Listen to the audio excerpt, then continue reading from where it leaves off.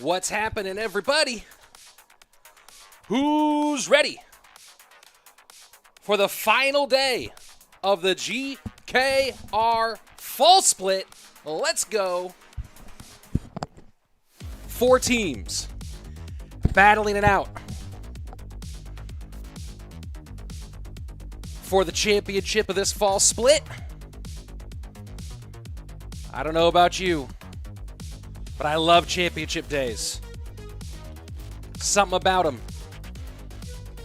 Something about what they do, what they bring out in everybody. And what will they bring out in our season leader, CALALAS, and OLIMPO squad, who battled up through the early rounds. OLIMPO squad get it done today. They already lost a CALALAS once, but they took it to 3 sets. Will we be in for a shock in today's action? Only one way to find out. We got to play it out. That's how we find it out. They got to get in there, get their hands dirty, make this a fight, make this nasty.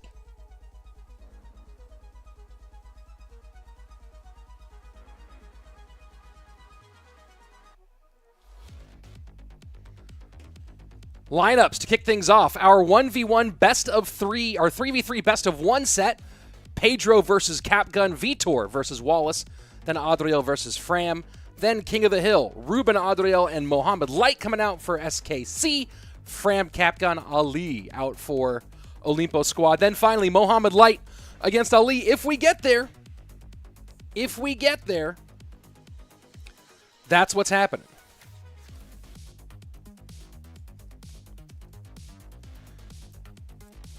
And I do believe, I'm confirming, but I do believe that the rule is Evo archers are available, hence you see the ban, but that the Little Prince is not. I am confirming that. Yes, and that is confirmed. So I'm going to go ahead and put that as a little pinned comment today.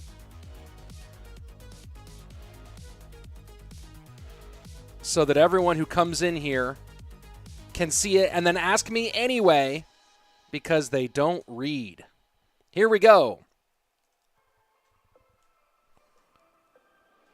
Bans to kick things off. No surprises here with CALALAS banning the Goblin Giant. They've done that a lot. And with Lucas on that team, I definitely understand it as it's his most hated card by far.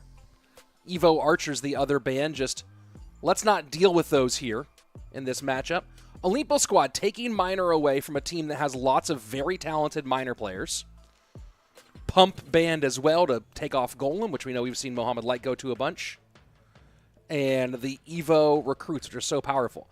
Still Joel saying, why is Goblin Giant meta? Because Goblin Giant got 3 buffs this year, Joel. Goblin Giant got a direct buff in its HP by 6%. Got another buff in the goblins on the backpack shoot a little bit farther.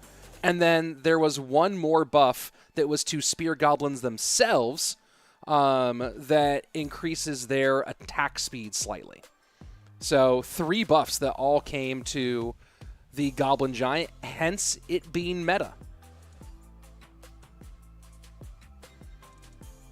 But banned in this one.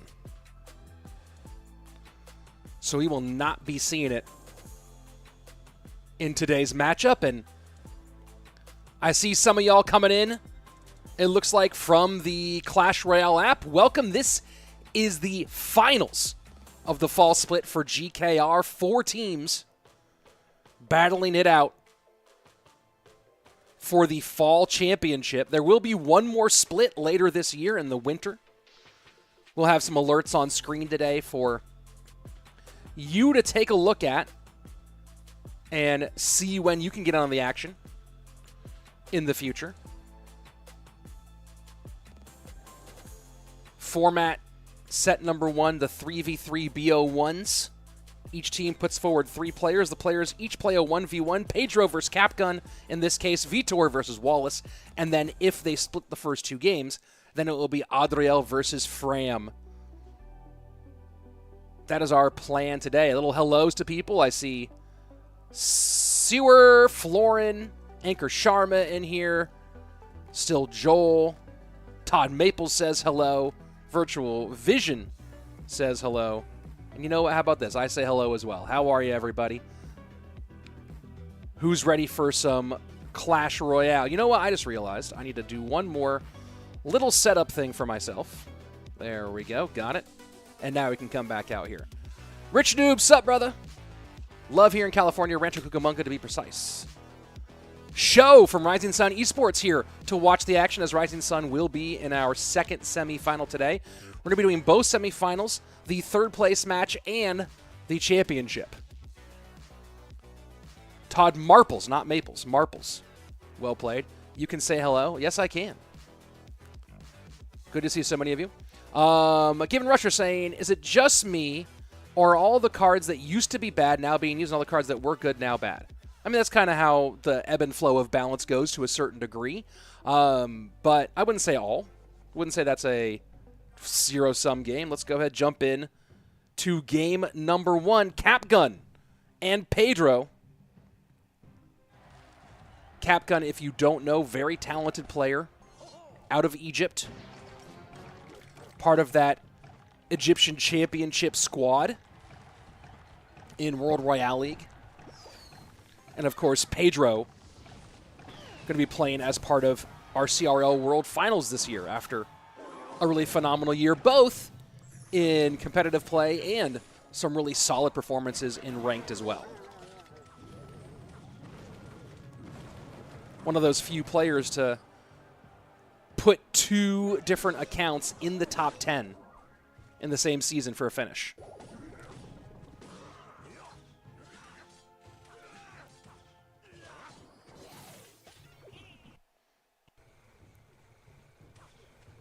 So RG for CAPGUN, the deck that really, I would say, kind of defined much of our CRL 2023 year. And if you are interested in improving at that deck, I put out a video guide to that deck yesterday, 5 tips on how to improve with RG, that I made with CRL Pro Mini Minter. I will link that for you right here in the chat. There you go, 5 tips to master Royal Giant. And that's a specific guide on this deck.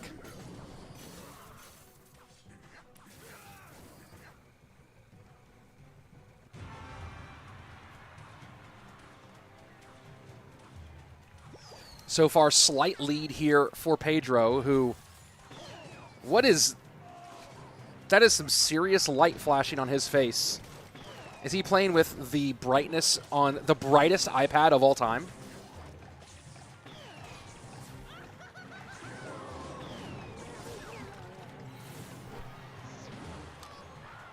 Lead extending a little bit here for the world finalist, and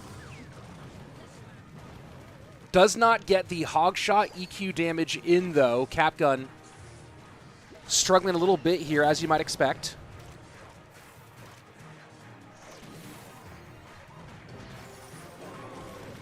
With this matchup, and that's a great pass. Does get the connection, and Pedro opens up the lead by about 1,200 HP. Very nicely done.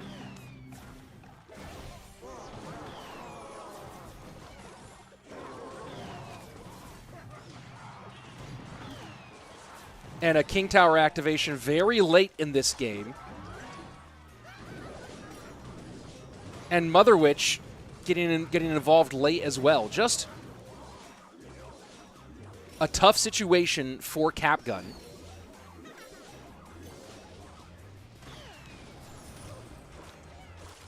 But one good Evo RG push could, of course, turn this thing around.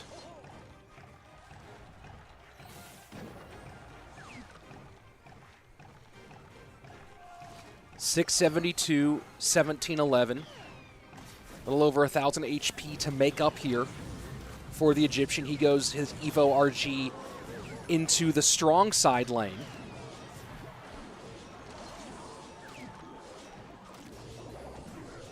And Mother Witch is going to fall, but he will turn one pig. And now this is going to be a big push in the left-hand lane. Firecracker gets pulled. Mother Witch working on the goblins on the right-hand side. Evo RG very deep in. And that ability from the Skelly King took that Evo Knight out of the story for a second. Pedro able to recover defensively, but not without giving up a ton of damage. And now dual lane options for CAPGUN. 30 seconds left. CAPGUN has a lot of ground to make up. I do believe Pedro can hold on here.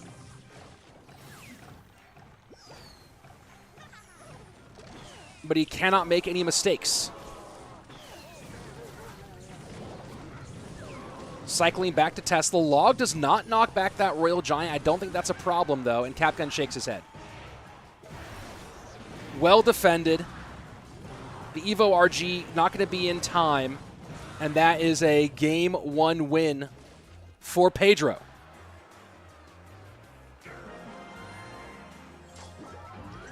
Very nicely played by, I would say, the breakout player of 2023. Next up will be Vitor versus Wallace. If Olimpo squad can win with Wallace, two world finalists going head-to-head here, then we'll go to Fram Adriel. If not, if Vitor carries the day, we move on to our King of the Hill set. Julesy with the best question of the day. Which set is Mega Draft? Not enough of them, Jules. Not enough. Mustache going crazy. Yeah, I feel you on that one. And Dylan Gaming saying, hello, men. Hello, everybody. Good to see all of y'all.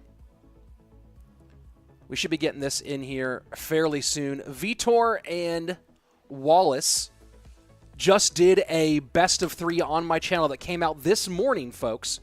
Oh, no, remember, that was Adriel and Wallace. Vitor and Wallace were supposed to play, and then I think I'm doing Vitor and Pedro very soon. But if you want to see some more World Finalist action, live best of 3 just went out this morning to get some work in with the new meta that we'll be having at World Finals and unrestricted duels. So if you want to see a new meta duel, Adriel and Wallace, that's also on the channel right now. You can go ahead and check that out. Hello, Rich. Can you explain how the bans work? Yes, I can. In this format, the first 2 out of our 3 sets are this 3v3 BO1s and the King of the Hill. Each team is allowed to ban 1 troop, 1 spell, 1 building, and 1 evolution, which would ban the Evo but not the troop itself. Those are optional global bans, so you may ban them, which means that no team can use them during those first 2 sets, but you're not required to ban them. So if you see those question marks, those are places where teams opted not to submit a ban in that particular slot. CALALAS only exercising their troop and Evo ban, and then Olimpo squad leaving out their spell ban. Here we go, game number 2, Wallace and Vitor.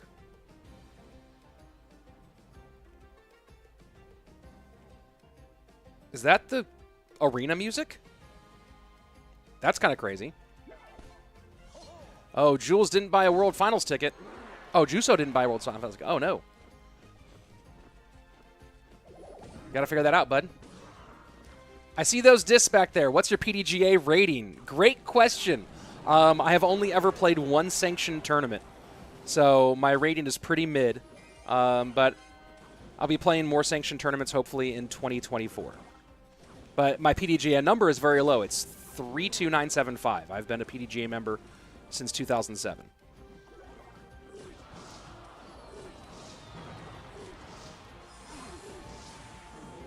This music is wild. Fireball in. Splash Yard versus Lava Hound. Pretty classic. Disc Golf. Yes, correct. When we come back out to my screen, there's a bunch of Disc Golf stuff in my setup.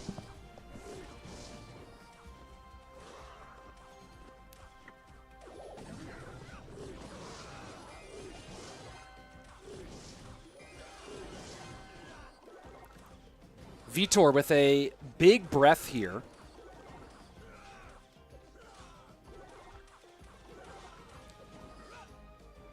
As the first 90 seconds have passed away, he sets up lava again to the left-hand side. Dirty Riv Dog saying, Rich, can't wait for World Finals. Going to be calling the action. Yep, that's my job.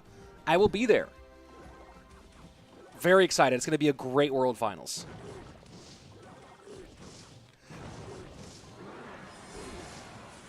Is the Fireball ready? There we go. Ice Whiz out of the way. Healthy Inferno Dragon behind this Lava Hound. He's going to go opposite lane with the Barbs, with the Evo Barbs pressure.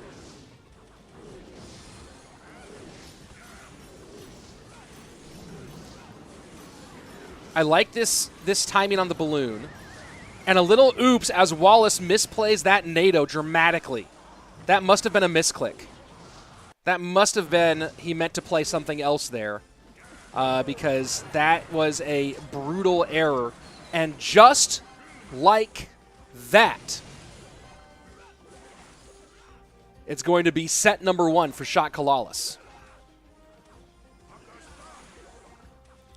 Hello, remember to show your content provider name in stream so everybody can put that name in game. Oh, yes, true. Please use code RICH.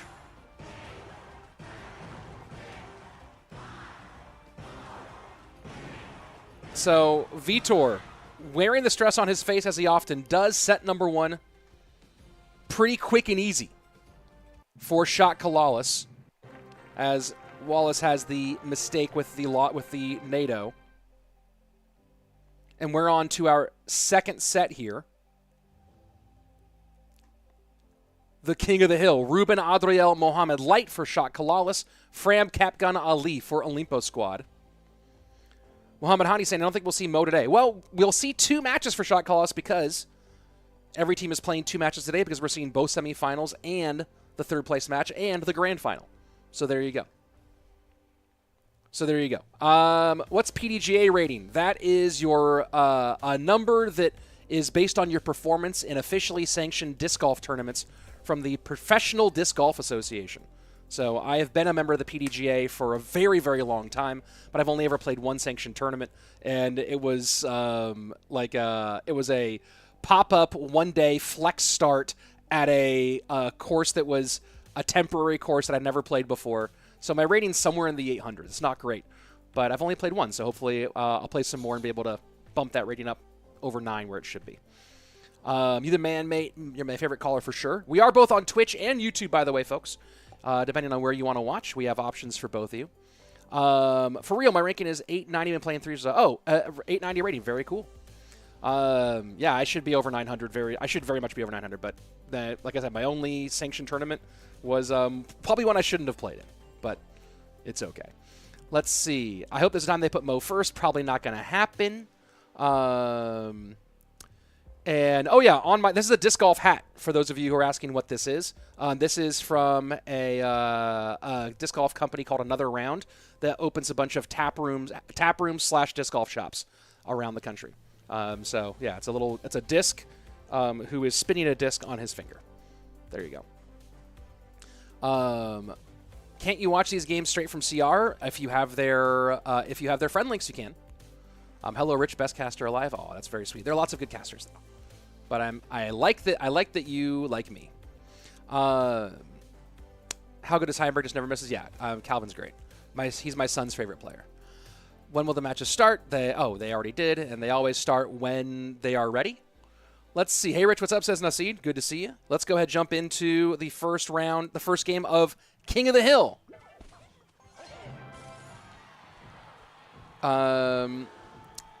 Is this the first time this tournament gets in the CR game? I think we've done the finals before. In your opinion, what's the best way to improve in this game? It depends on people. All people have different opinions. But watching back your replays for mistakes that you made, I think, is one that's supposed to be very, very good.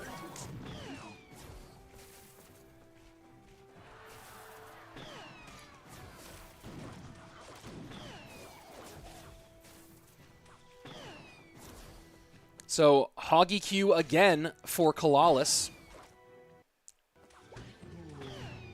And Fram going with a slightly different variation of Royal Giant. I'm going to step away 1 second and check something just to be sure here, because I am seeing some audio glitches. Give me 1 moment.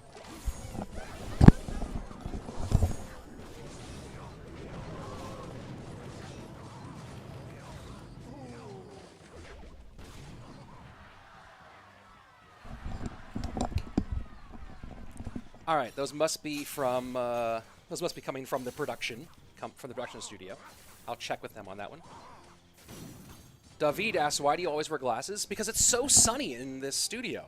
The sun is so bright here. Really hurts my eyes. So interesting. I've always been interested. I understand some aspects of the monk in variations of Royal Giant, but running this version versus the Skelly King version, I just think the Skelly King version is stronger. Yes, you can protect the Mother Witch with the monk, sort of, but overall, having the Tombstone, having like a building for a little bit more control, and the Skeleton King for the amount of pressure it creates, I think is valuable. Look at that. Hog's going to get 2 here.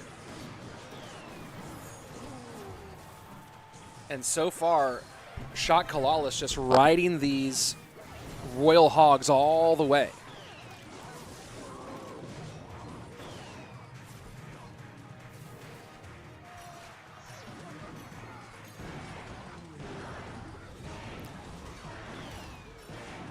Should they make a Hog Rider evolution, says Dylan Gaming? I don't think so yet.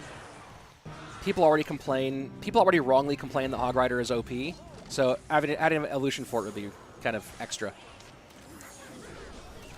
The Monk, I do like the Monk kind of tanks for the Evo RG a little bit, and then the Evo RG can go do its thing. Will it get the shot off? No, it doesn't. DPS takes care of its job. 1166 to 1955. Ruben with a sizable lead here, despite all of that.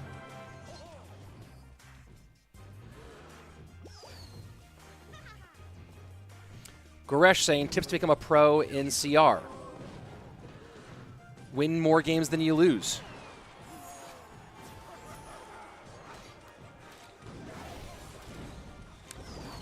Clash Royale has one of the most open ecosystems in esports. It's not closed. It's not about who you know anymore. It's about do you win. There are so many open events, so many open tournaments. Get out there and win. That Electro Spirit might no. RG gonna get pulled by the Tesla again. The cycle for Ruben is just perfect. 1278, 992. This is tight though. This is pretty tight, and Ruben does not have 3-card cycle.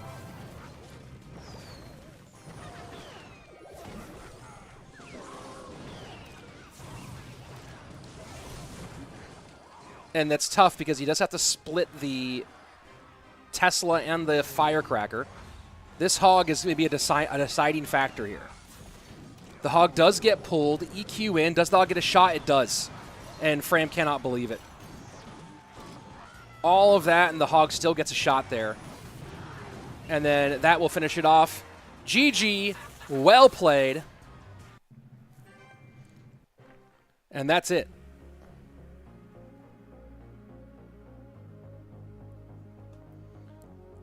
All right, Ruben takes out Fram. Next up will be CAPGUN in this King of the Hill set. Oh, yeah, I was going to show people some of my disc golf stuff. Yeah, here's like a little mini disc golf basket right here. Here's a bunch of disc golf gear. Like, I wonder if I have the full wide angle here. Can I show you guys the full wide angle for a second? Let me go ahead and throw my... Where's my camera? Where are you at, camera? Video capture device. Let's add just my camera here. Boom. Yeah, so here's my full setup for anyone who wants to see. Here's the full background. This disc here is a 2-time ace disc. I've got 2 holes in one with that one. These are not the discs in my bag, right? These are just like a bunch of other discs that I have that did not actually make it in my bag when I'm out playing. But yeah, here you go. There's a bunch of fun stuff in my setup for those of you who are curious about stuff. Let me respond to some chat here. Kurt Hurd saying $10 super chat. First of all, Kurt, thank you very much. That's very generous. I really appreciate it. Why can't they use little prints? First time they give everyone a free champ and they hold it back. It's the 2 days after. Like typically a new card is banned from competitive play for 2 weeks after release. So this is just 2 days after release, the second day of release. You can't have, it's like so crazy to have that be, especially in this, which isn't inherently dual mode format. Little Prince will be allowed in World Finals, but you can't just like have something that's that new, and that's pretty standard to have that be out of competitive play for at least 2 weeks. Just joined our Kid Prince and Evo Archers alive. Archers Evo, yes. Little Prince, no.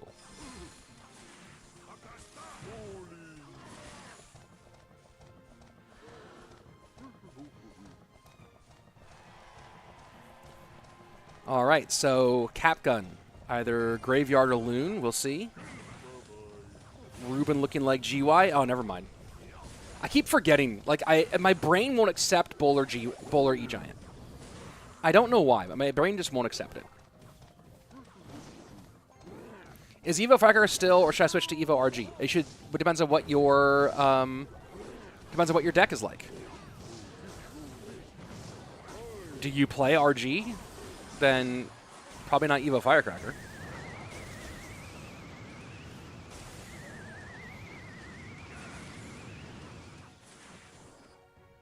Easily controlled here by Ruben in the first exchange. Why do I think Supercell gave everyone a free champion? Not entirely sure. But I think it was a nice move. Obviously, you still have to upgrade that champion, right? I mean, mine's level 14 because I had a bunch of saved wild card, like champion wild cards, and I'd saved my old book of books specifically for this reason, for the day a new champion would come out. Oh boy, that's gonna be it right there. And CAPGUN just laughing. Wasn't really much he could do there. Way too low on Elixir. Cycled Bowler the opposite way. And when you're defending a Graveyard with an Inferno Dragon, that's trouble. That's a real problem. Do I think Ram Rider needs a buff? Probably not. Can Ruben and Co. lose so we can watch some Molite goodness? We'll see. Right now, Ruben's not looking like he's losing. If they are pros, they should be able to deal with a new card, even if it's only slightly OP. That's why they get paid to play. Yeah, that's why it will be viable in World. That's why they'll be allowed in World Finals, but pretty standard for many years of competitive Clash Royale. A new card is typically not allowed in competitive play for at least a week or two, usually 2 weeks, so that there's time for players to learn it. Also, I cast almost everything in competitive Clash. There's very few things I don't actually cast, and I can tell you when a new card comes out and you're in a system where the decks are relatively unrestricted. Honestly, if Little Prince was allowed, it would be banned in these games. The teams would be banning it, since there are bans here. And if there weren't bans, we would see Little Prince literally every single game, like you're seeing inside of Clash Royale right now. So I'd say that I am personally in favor of the buffer rule for new card releases, for a number of reasons. Don't you guys remember the Monk Phoenix meta? And we were playing like I was casting ESL, and every game was Monk Phoenix, dude. Hey, how about them Longhorns? Hook 'em. What's your opinion on the quarterback Murphy? He's a redshirt freshman who has a lot of growing up to do. He had some good moments, but some decision-making challenges. So we'll see. That's the worst bowler defending Graveyard I ever saw. I'm like, yeah, hook 'em. Yeah, 100% hook 'em. I went to the game against K-State, the crazy blow a 20-point lead and go to overtime game. So I was there. Final player for OLIMPO squad will be xAlee. Let's see if this is a clean 5-0 sweep for Shot CALALAS, or if we actually get further. Let's see. Do you think Supercell will add a new chess? I don't know. That's an interesting question. Evo Knight and Evo recruiting to nerf. I agree, along with Goblin Giant. I'm hoping that all those will get touched before World Finals. At least some minor nerfs. I said yesterday that Little Prince is balanced. Take that back. Yeah, no, it's not. I've seen people YOLOing so hard in Grand Challenges, just like dropping Little Prince and like two other cards because it's so cheap. People can just like straight up YOLO it. Crazy game. You're going to the tech game with your family. Oh, very cool. Dr. Clark, you play disc golf in Austin? Or was that Dirty River Dog saying he plays disc golf? Let's go ahead, jump into the potential. Oh, they started early. Here we go. Pigs for xAlee, and Ruben Looking like he's going back to Graveyard again.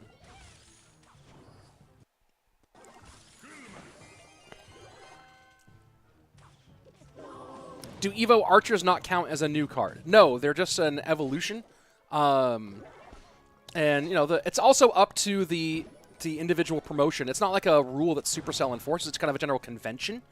Oh, yeah, you do it in Aussie. I was talking to Dr. Clarkus here, Dirty River Dog. Milo saying, what's up? Milo, I really enjoyed your video of double Little Princes killing a drill, which was insane. Absolutely insane. All right, 2-2 split on the pigs. Tombstone to control. This is interesting. Where's Barb Barrel and Cycle? I was reading some chat. Oh, Ice Wiz comes out and solves that problem.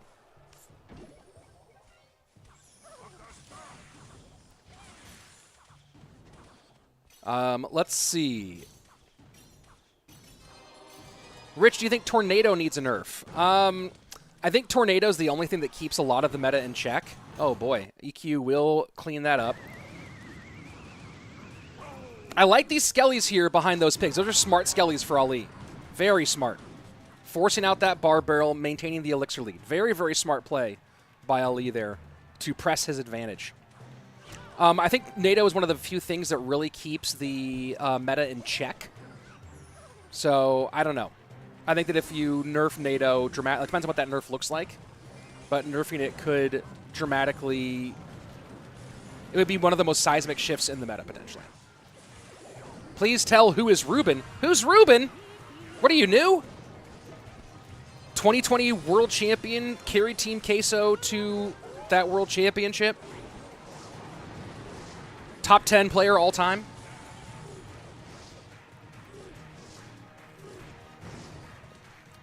Ruben fires back. And now as we go into sudden death overtime,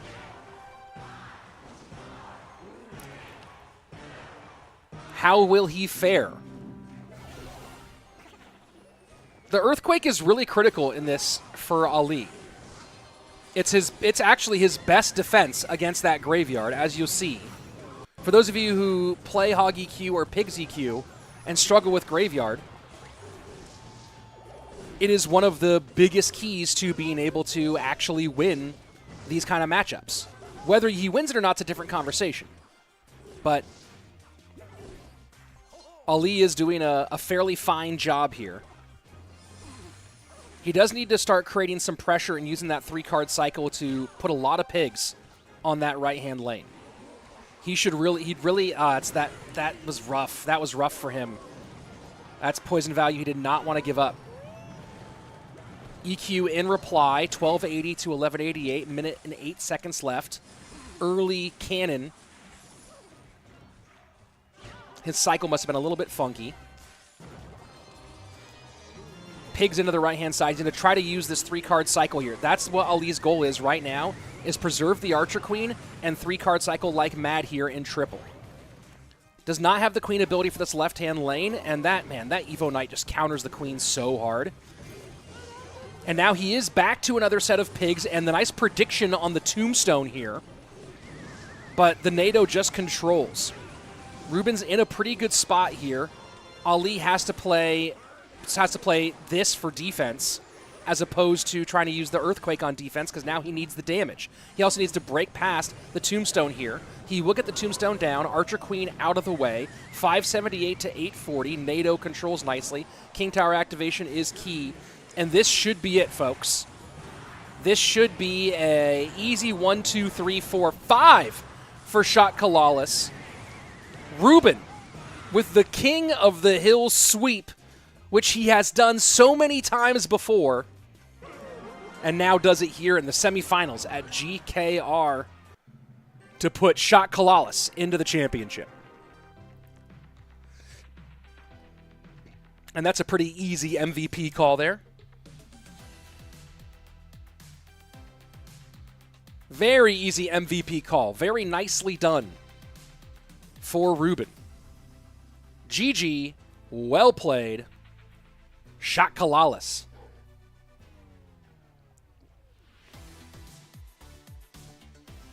Zenko, no way Ruben roasted a roaster. We see a little trophy play. When will we see Molite play? Maybe in the finals, because he's not playing this one because this game is over. So there you go. Semifinal number 1. 2-0 easy win for Shot CALALAS. They will await the winner of MKERS and Rising Sun Esports, who will be playing next in a couple of minutes. Of course, there will be a third place match between OLIMPO squad and one of those two teams as well. We're getting 4 on the day, folks. Let's go ahead and take some time with the chat as we're waiting for our next match to start. Convincing as always for SKC, yes indeed. MVP, for sure. Most valuable player. Rich, do I think Little Prince will get a nerf before finals? He might get touched a little bit. I think that would be reasonable. See him get touched a little bit. They might wait a couple days though to see like really how it shakes out. But I think he's a little bit too strong. Robert Floria, can you do Evo cards without real money? Yes, just much more slowly. I have a my mini account has Evo RG, and that's a free-to-play account. And I haven't really tried, like, if you're really grinding as a free-to-play, you probably could have, I think, 2, maybe 3 of the Evos by now. Will you be casting finals with Juicy J? Yeah, the whole squad. We're doing our thing. Will there be Evo buildings? I assume so at some point. Rich, how would you nerf Little Prince? I haven't given it much thought at all. Dirty Riverdog says, my free-to-play has 5 Evos. So there you go. There you go. Slow Cheetah saying, I feel like you can pop the ability too quickly with the new champ. That might be one of the issues. Let's see. Super Cell want to work perfectly to balance some cards to have perfect world finals. Doing their best. Yeah, the usual squad. The squad will be out in force. And a little note here, the winter split is coming up, starting with our qualifiers on the 13th, 14th, 15th, and 16th of November. Qualifiers coming up. So if you want to be involved in competitive Clash Royale, here's one of those many examples. Qualifiers will be available. You can go ahead and follow GKR on Twitter and also join their Discord. I don't remember what their Discord link is.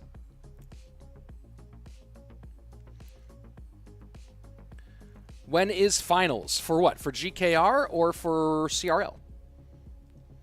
Let's see. Naseed says, I have 3 Evos max and I'm free to play. There you go. And let's take a look at... Oh, yeah, that's our next matchup in a couple minutes. MKERS versus Rising Sun. Let's see. Where is Mugi? I'm assuming in Japan. In 20-win, it's Evo, or I don't know. I don't know much about the 20-win challenge, other than it's happening from the 15th to the 20th. Graveyard matches are always unpredictable. Rich, oh yeah, I already answered that question about the Little Prince. When I think of the Little Prince, I think it's pretty crazy strong. I think the fact that you have a champion you get down for only 3 elixir, you get 3-card cycle, and you can start spamming, that's what I've experienced. And I was saying this before, in a couple Grand Challenge games, I've experienced players, you play 1 card, and then they drop, like, Little Prince, Royal Giant, Skeletons, Knight. They just drop everything. And then you're trying to fight all that stuff out, and then they're still able to get the ability off after all that. So, I don't know. It's pretty crazy. Let's see. Even now, they're kind of proving your point about teams just banning the new cards anyways based on the Evo Archers ban. Yeah, we did have a game with no Evo Archers ban yesterday. We had a match yesterday with that, but 2.6 about to get even more annoying. I don't think so. I doubt it. Hog maybe, but not 2.6. Why is there no balance changes? There might still be balance changes. Let's see what else. Queso Cup last year. Phoenix every match. Yes. Dude, the Queso Cup is so, like, the Queso Cup had double King of the Hill with 0 bans, 0 deck restrictions, and it was the most repetitive thing to cast. Like, it was brutal. I actually really stopped liking it. So the buffer rule is good.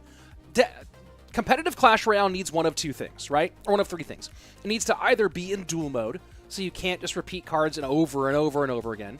It needs to have bans if you don't have duel mode, or it needs to be Mega Draft. Let's go. Those are the 3 big things when it comes to competitive Clash Royale, so you don't have just the repetitive same thing over and over again. Remy finishing again in this type of meta without champions is amazing. Yes, but champs are still not even that popular that last season. Phoenix is still common, but more reasonable. Takes time to level out. Yes, it took some bans. That took some nerfs to level it out. What is that object under the yellow glasses? Oh, this guy right here. It's a mug from Gooder of their mascot. That the here, I'll go ahead and show that again. Boom, there you go. Yeah, it's a mug of the flamingo, the Gooder mascot, that's wearing the glasses. So there you go. That's what that is. Watching the stream, you're ready to go to school. Very cool. You must be on the West Coast, I'm guessing. Here we go. Take a look at our match. MKERS starting things off. And AdrianPiedra has been the guy for MKERS. 11 wins in 17 appearances, 65% clip as his win rate. 3 losses to, of course, Shot CALALAS, who everybody lost to, but also OLIMPO Squad and Tropical Gaming. They've been primarily banning Goblin Giant, Pump, and the Evo recruits. We'll see what they come out with today in this matchup. Rising Sun Esports. Ta has been the guy. He's had a good year overall and a great season here at GKR. 9 wins in 12 games. They did lose to MKERS earlier this year in this season. Swept 2-0. And Rising Sun Esports is one of the teams that a lot of teams don't ban spells. They just ban the Goblin Barrel. It is a spell, which is always funny to think about. So here we go. Opening set. The 3v3 BO1s will be AdrianPiedra against Airsurfer, a classic matchup. Then Enis versus Pandora, and then finally Surgical Goblin versus Guriko if we get to that game. Then set number 2, the King of the Hill, Adrian, Enis, Hugo. Hugo, who's definitely, I would say, a lot of people say he's underrated this year. Pandora, Ta, Airsurfer. And then, if we get to set number 3, Surgical Goblin and Ta to decide the whole matchup. Bans for this match. No surprises here. Goblin Giant and Pump. Sparky banned as well by Rising Sun. Getting rid of the Rage. Just covering Goblin Giant and Sparky in all different directions. You ban the Sparky because you don't want to deal with it, and you ban the Rage, which essentially ends up banning the Goblin Giant to a certain degree. Pumps out on both sides. And then the big swarmy Evos. Barbs and Recruits. Both out. Let me answer a couple, while we're waiting for our match to start, let me answer a couple of questions here. Rich, I don't know if my deck is trash because I'm hard stuck. It might be. The Guardian knockback an MK mid-jump blew my mind. Yes, it is pretty crazy. How much longer? We're almost ready. Your favorite game? Clash Royale. Do I think... Oh, that... Man, it skipped so much. Do I think a national team competition like in SWC right now has potential because I think every country represented gets the people more going? It can, depending on the quality of the competition, like how it's actually being run. It has been fun in some cases. Evo Mortar making a comeback this season. We'll see. It's crazy that Phoenix is just an average card now. Maybe it's powerful, but nowhere near what it used to be. Yeah, it's above average, but it's not insane.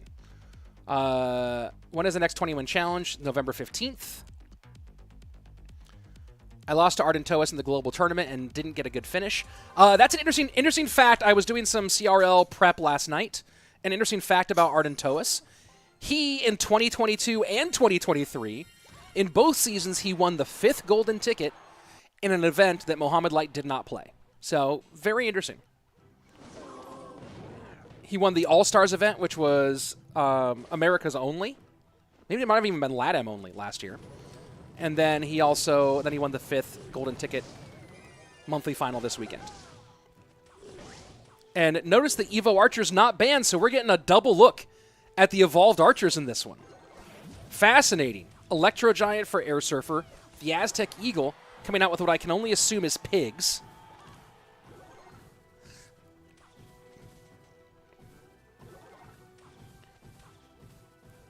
Mega Draft needs to be more combative CRL. I don't know if it'll be in CRL, but I would like to. I would like to see more competitive Mega Draft, and I had planned on organizing some this year and was unable to for various reasons, but hopefully we'll be able to put some together for next year.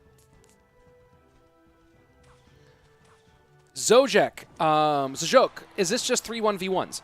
There are 3 sets in this match. The first set is the 3v3 best of 1, where it's up to 3 1v1s. If one team wins the first 2, then it's set over. Then we go to set number 2, which will be King of the Hill. And then if they are split between those 2 sets, we go to a final set, which is duel mode.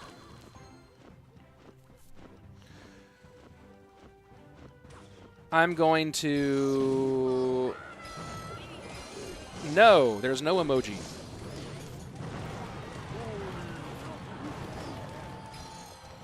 I think Let's Move had enough for Mega Draft for a long time after that season where it was the ranked mode.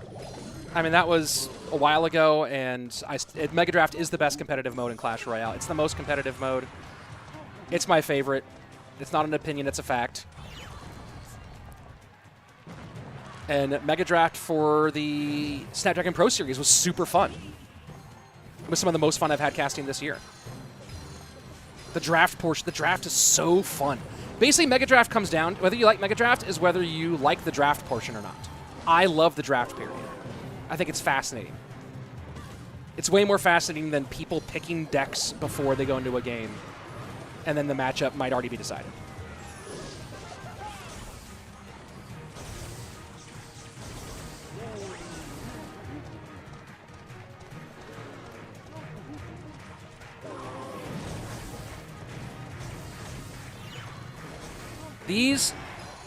The Evo Archers are so nasty. Look at what the Evo Archers just did to that Electro Giant. That is crazy. Easy King Tower activation here. Regular Archers do come out to prevent the recruit from connecting. But the evolved Archers are insane.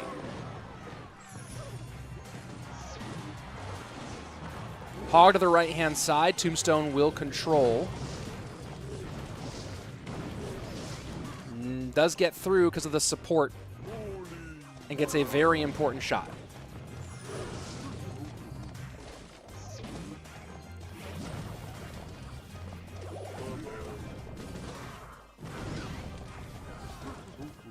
Airsurfer opting for dual lane pressure here and keeping the NATO for offense as he knows he needs to break through in this final 75 seconds, so has to spend some health. Look at those. Those Evo Archers are just going to ruin that Inferno Tower. Now lightning in, and this is how powerful Evo Archers are. He just lightninged Archers. He lightninged Archers, dude. Is that not crazy? Is that not crazy? Yo, that's wild. Oh, and the Barb protects against the Inferno Tower, and the Archers will do it too. Giant all over that thing. What a crazy sequence. Airsurfer going to have to defend with troops here against the Hog. Goes double drops to really lock it down.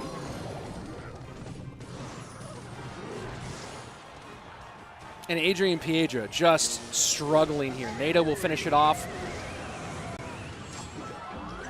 What a crazy game here. Let me go ahead and try to adjust this so I can see it. It's a little bit better here. Here's some music for you. And let me go ahead and throw up a replay. I think I captured the most important moment there, but we'll see.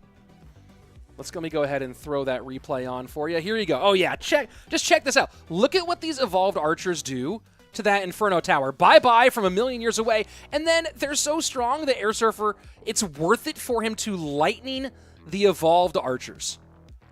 That's crazy. And then uses the first E-Giant to take out the Inferno Tower. Second E-Giant gets down. NATO now available to pull everything in. And the Barb Barrel that cleans up. That was a completely perfect sequence from Airsurfer. And absolutely took advantage. Let's just watch that one more time. It's beautiful. Look at how far away they are and how much they did to that. And then he lightnings the... There's so much going on. There's so much happening right now. Absolutely crazy. I need to move the replay icon, I just realized, because the replay icon is on top of player's face. We'll put it over the GKR when we're doing replays. Here we go. Gosh, this is crazy. That Barb Barrel and the Inferno... That Inferno Tower, I understand why Adrian put it there, but that Barb Barrel just got it. Just got it.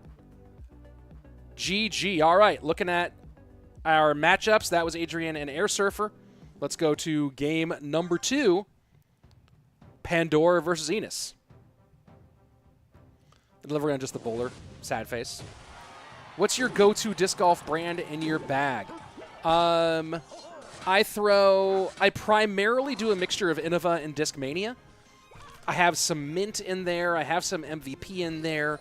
I putt with Gateway because I carry I putt with Wizard and Magic. I have some other things in there, but I have one from Clash Discs, which is a Finnish company, ironically enough. But yeah, I've been around. I've been playing for so long. I mean, I've been playing since the late 90s, I think.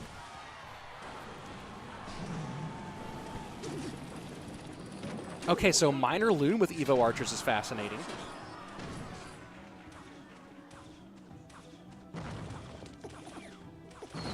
Maybe it's Enis. I don't know how you pronounce his name. That's dope. What's your PDG number again? 32975. I have a low 5-digit number. And honestly, I should have had a lower number. I just didn't register until a little bit later in life. Probably should have registered earlier. Have I played Lake Casitas? Yes, I have. Fun course. Very fun course. Loon both directions here, but slightly different takes. That's a good snowball. Maybe a better return snowball. The defense from Pandora, fire. Does he pick up? And he does. That Inferno Dragon going to get mostly stymied. Yeah, wow. Got my PGS number this summer, but to Pete in MA2. Congrats, man. Very cool.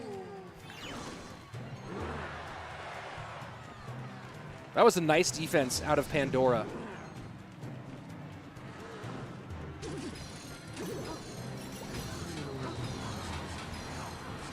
And now it's the Evo Archers, not as easily spelled off. Snowball. Man, Pandora's having a little bit of trouble here with these, a number of loons. And the Knights and Inferno Dragons doing some really great tanking. I don't think he has Snowball again. Oh, he does, but he misses the Snowball. It goes onto the Miner instead. And things going from bad to worse for Pandora.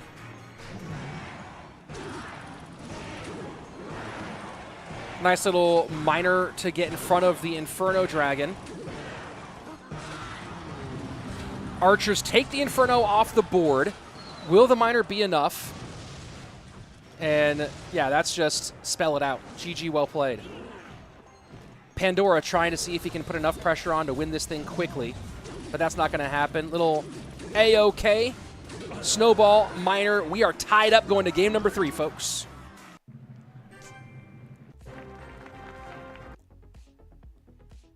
That was well played. That was very fun. Game number 3, Surgical Goblin, Guriko coming up next.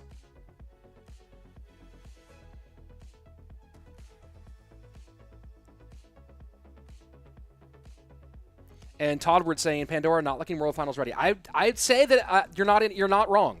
Pandora has not looked at his best this last month or so. There's still time to prep, and maybe he's getting his grind ready. But yeah, Pandora has not looked his best as of late. That's for sure. I can't remember, who does Pandora have in round 1 of Worlds? I have that somewhere. Hold on. I know where that is. I have the bracket. Oh no, there it is. That's where I have the bracket. There we go. Let me put this. Where are you, bracket? Pandora will be facing Wallace. So Pandora's group. There's no group stage for World Finals, but there's essentially 4 groups in the way the bracket works, where you have there's 2 matchups. The winners of those matchups will play in the next round of the winners bracket, and the losers play in the first round of the lower bracket, elimination bracket. So the group for Pandora is Pandora versus Wallace, Vitor versus Not Afraid. So that first Pandora-Wallace matchup is really critical for both of them. My assumption here, and it is an assumption, I think Vitor should beat Not Afraid. He really should. Whether that will happen or not, obviously they have to play. But the loser of match 5 really has to hope that it's not afraid they're facing in the lower bracket. Toddward, tried out for your call team and made it. Very cool. Congrats. Who knows, though? Basoto qualified really early last year, came to play when time came. Yeah, Samuel and Pandora are a different level of players. Samuel and Pandora are a different level of players. Samuel's a guy who is there when his career is over, there will be an argument for him as a top 10 player. There will be an argument for it. Whether you agree with it or not will be a different question. There will be an argument. I don't think Pandora will end his career in that echelon. So looks like it's going to be the Hog Luminary deck, right? MK Prince, but with the Evo Archers involved. Do I still play Apex? I have not played Apex in a very long time. I have not had any time for things like Apex. I had Baby Slayton #2 back in February, so I've been working real hard.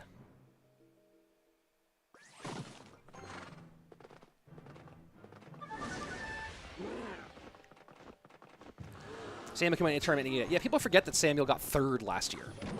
3rd last year, and hadn't played a lot during the year. Was out late, enjoying Finland almost every night, and then came out and still got 3rd.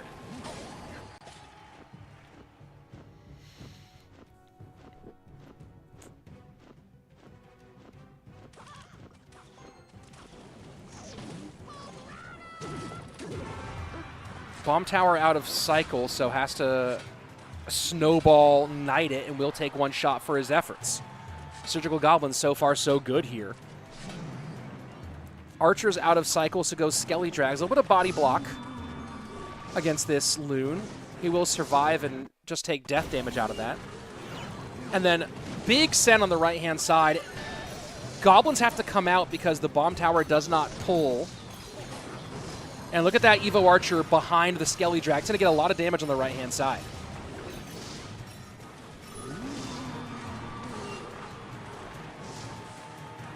Surgical Goblin, good damage both lanes.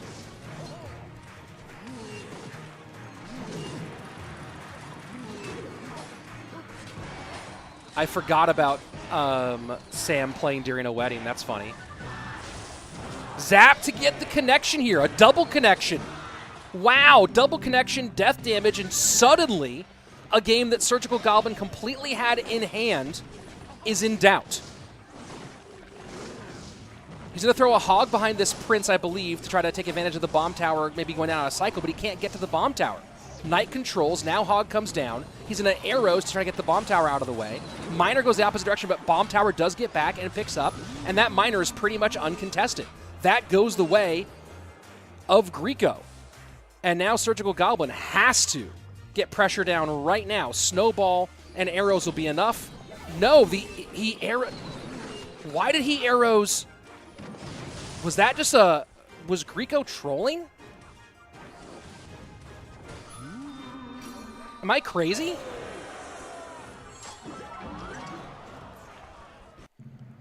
GG, well played. Rising Sun takes set #1. Coming up next, set #2, King of the Hill, AdrianPiedra, Enis, let's call him Enis, Hugo, against Pandora, Ta, and Airsurfer. Arrows do 111, I had 114. Got it. I didn't see it, I had 114.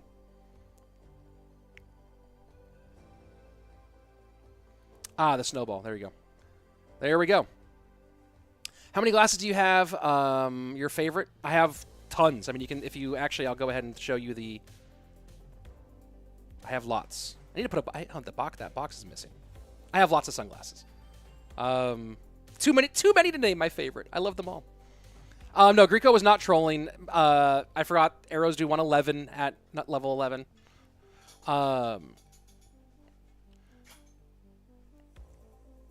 Let's see. Snowball needs a nerf. It has made history just like me. Snowball has made the game of many players. X 2022 Finals of Molite won with 64. I don't know if it needs a nerf. Zisheng, what's your favorite card? Ice Golem. For sure. When you introduce your kids to CR when they're older. I'm going to try to keep games, I mean, like, we're going to control their phones pretty dramatically. Like, not planning on putting much in the way of games on their phones. Their chargers will be in my room, so they can't just be on it all night. And, yeah. No, my eldest has watched me play some Clash Royale here and there. Like, if it's just been a long day and we need to rest for, like, I need him to sit down and rest for 15, 20 minutes and he's not doing it, I'll play a couple games of Clash Royale while he watches. Just because that'll get him to sit down and rest on the couch for a couple minutes. And it doesn't end up being as long and engaging as putting on TV. So there you go. Why Ice Golem? Because he has crunchy feet and he's very huggable. What do you mean, why Ice Golem? I restarted to play last season, did not play 5 years. Well, welcome back. What if your son was destined to become the next Mo? If you could become the next Mo, you could become the next great. At, like, if Clash Royale didn't exist, like, greatness isn't finite. Greatness greatness isn't narrow. It's wide, right? Like, that's why you see so many people who are great athletes who are great in more than one sport. Most professional athletes, other than in football, but like most professional athletes, they were like, oh, were they going to go professional in basketball or baseball, right? Like, they are high level at more than one thing. If Clash Royale didn't exist, Molite would be great at something else. So same thing. If my kid is destined to be the next Molite, then that means he has the ability to be great at something that isn't mobile gaming. And anyway, greatness always finds a way. Any news on the Ice Golem plushie? None so far. Clash Royale esports, if you're watching, Ice Golem plushie with crunchy feet. You've left that on the table for so long. It needs to happen. So Pandora is kind of switching the story up here, going hog with Evo Knight and Firecracker rather than Evo Archers, which you've been seeing a lot of today in this game. And that's going to be a Loon connection. Lava Hound still healthy. Good pressure on the right, though, from Pandora. Adrian will come out on top and get the tower down, but Pandora certainly not out of this one yet.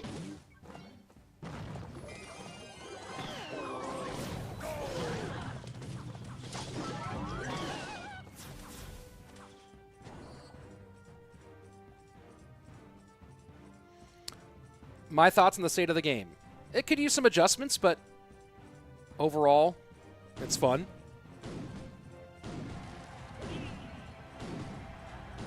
I think that the next couple of updates are going to be cool and kind of defining where our vision goes from here.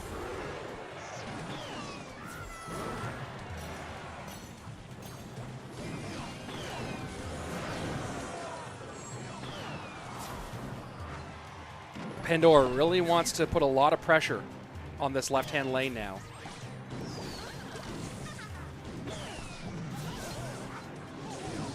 Little Prince is banned to answer this question because it's a brand new card. Loon's going to get one, I think.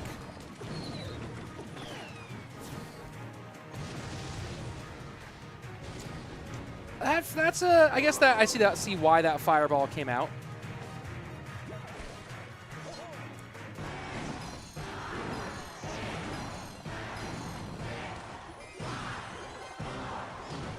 So some of you might not know this, but Tombstone can fully counter the Hog Rider if the Hog's not supported.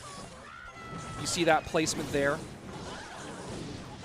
from AdrianPiedra.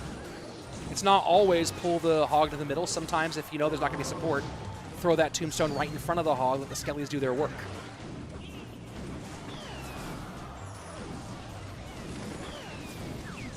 Why not Evo Archers ban then? Because Evo Archers are an evolution, not a new card, so they allow them to be played. I don't know. People make it. The rules are what the rules.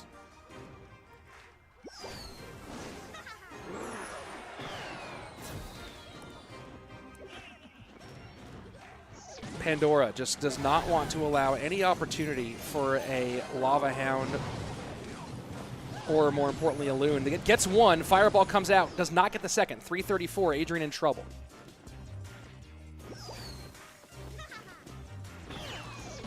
And he just trying to cycle as fast as he can here. The EQ in. Hog gets it. GG, well played. Pandora battles back to get game number 1 in King of the Hill. Was looking dire early on, but then a great recovery. Enis up next.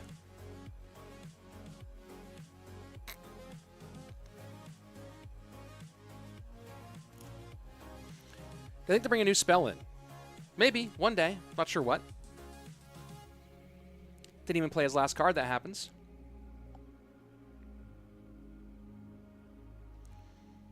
Firecracker overpowered for real? Who's better, Mugi versus Adriel? I give Mugi the advantage there, but man, Adriel, that's a live matchup. Like, in the first round, like, Mohamed Airsurfer is a first-round matchup, which is crazy. People, don't sleep on Airsurfer in that matchup. Airsurfer can definitely beat Mo. Like, don't sleep on him in that matchup. Airsurfer's got that dog in him. That's a great matchup. Higher Faust is actually a really good matchup. Like, it's a very even first-round matchup between those two. I'm very excited for that one. Mugi Adriel is insane as a first. Like, most of the first-round matchups are, like, good, are, like, pretty good on paper matchups. Right? Mugi Adriel will be super fun. Ardentoas Sosa will be fun. Someone saying no, he can't LOL is the craziest. If you're saying that Airsurfer can't beat Mohamed Light, that's insane. That's an insane thing to say out loud. KK beat Mo Light last year. Airsurfer is definitely better than KK. KK's a great player. Airsurfer is definitely better than KK. Airsurfer is live. He got 6th last year. Like, don't get caught sleeping on Airsurfer in that. Oh, you know who's not sleeping on Airsurfer? Mohamed Light. I'll tell you that right now. He is not sleeping on Air in that one.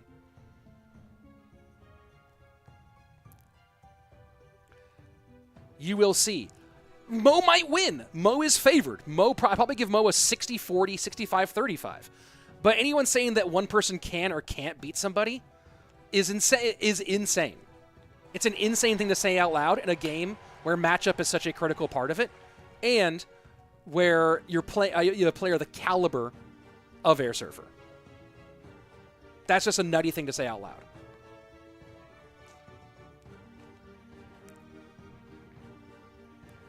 When will CRL start? November 24th to the 26th, Helsinki, Finland. Evo Archer's broken. Maybe. Do I like chess? Yeah. I go through my phases, playing off and on.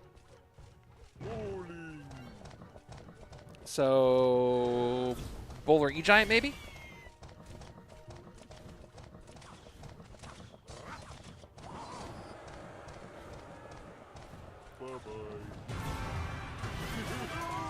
Maybe E-Giant both ways. Expo deck would be great to play again. I don't know. Probably not. Nobody likes playing against Expo.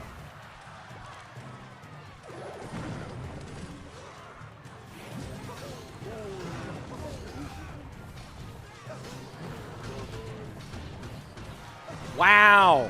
That felt like an old school Golden Knight to go that long and get the connection. And now the high E-Giant. What spell is banned for MKERS? No ban. They chose not to exercise that ban. Hence the grayed out question mark. Yeah, even if you counter Expo, it's still not fun to play against.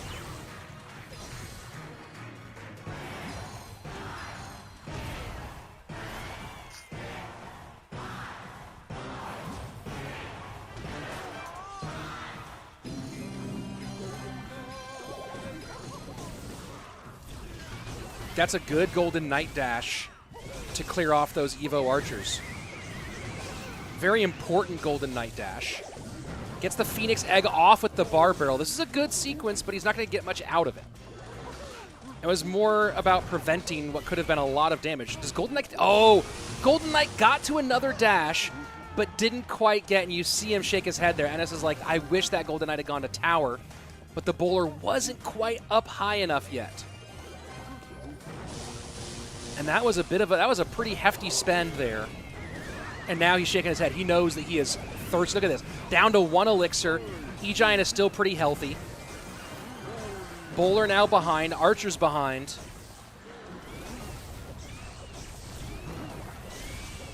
And he knows it. He knows it. Did not go the way he had hoped. Pandora up. 2 up, 2 down. Can we see another King of the Hill sweep here? Now it's Hugo. Last man up for MKERS. And he needs to reverse sweep Rising Sun Esports King of the Hill if they are going to stay alive. Otherwise, they'll drop down to our 3rd place match against OLIMPO squad. Let's see. Your thoughts on Brad? Like, Brad's great. Talking about B-Rad? He's awesome. Cool dude. Besides Mo, who deserves more to be crowned as world champ? I don't know. I mean, Mugi was great this year. Pedro was great this year. Sam was great this year. Faust was like great up to a point, right? Like Faust was great up to a point.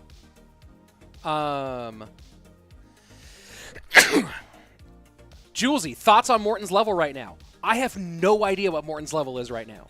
That's one of the most interesting things. I don't know what his level is like right now. I really don't see him playing. I'm not seeing him play a lot of competitive. I don't really watch YouTube or Twitch. And Julesy, who is Morton's coach, by the way. Ha ha ha, same. I have no clue what Morton's level is. I have no clue if he's coming in hot. I have no clue if he's coming in kind of like lackadaisical. I feel like he wants it, but Morton is like, I pretty much know I know where most people are at their level right now. I could not even tell you where Morton is right now. Last year came in super cold, got 2nd place. Let's go ahead and jump into game 3. Will Pandora get the sweep, or will Hugo keep his team alive a little bit longer? Game Saver says he'll be number 1 if you let Thunderstruck pick the decks.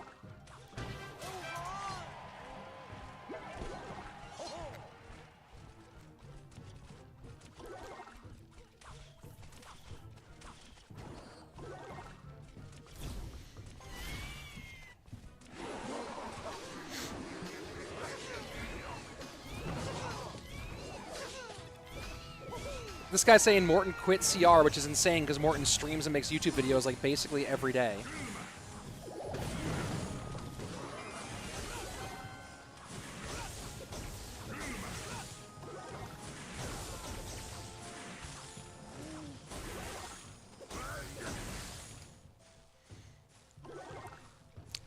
So yesterday, talking about Morton, you know what? Remind me to tell you this after this game is over. My thought, a thought related to Morton.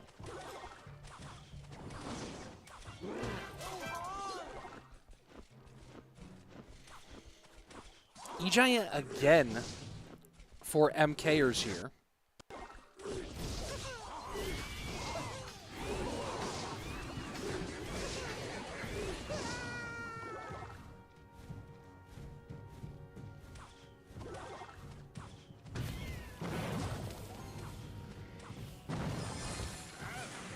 E-Giant sets up Ice Wiz to respond.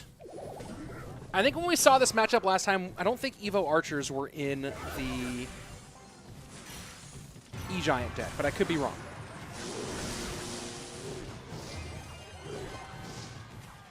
Does that have an impact on this with the Graveyard?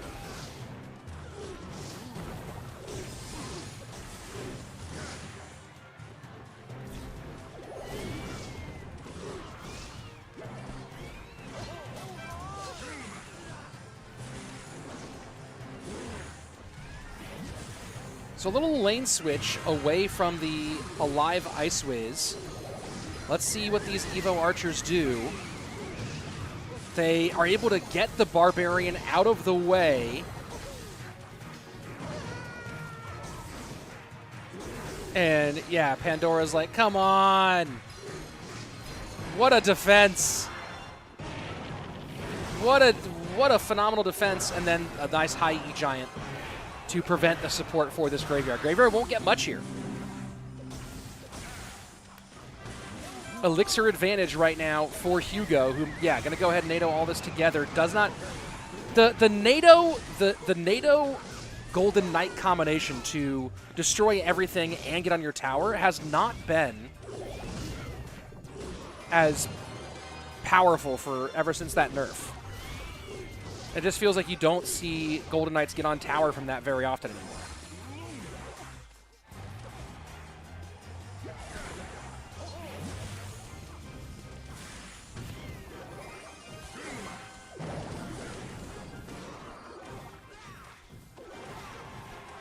Hugo trying to set up for 2 Electro Giants on the board at the same time.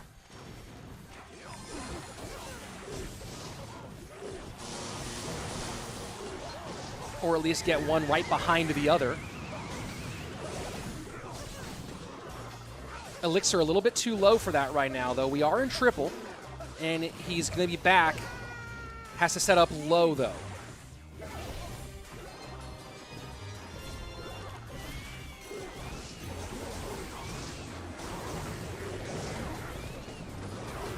Archers being back in the meta is nice for hedging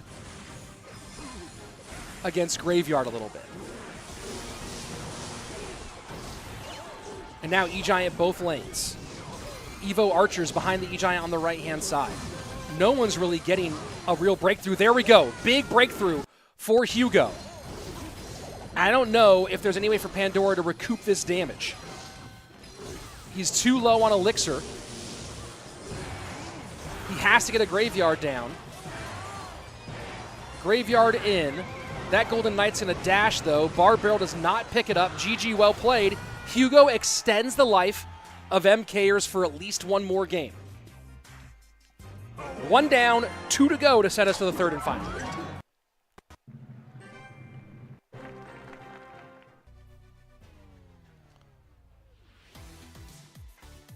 Give me 1 second, folks.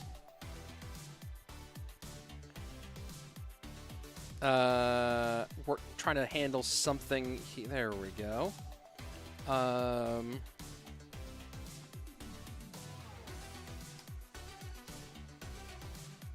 Give me 1 second, folks.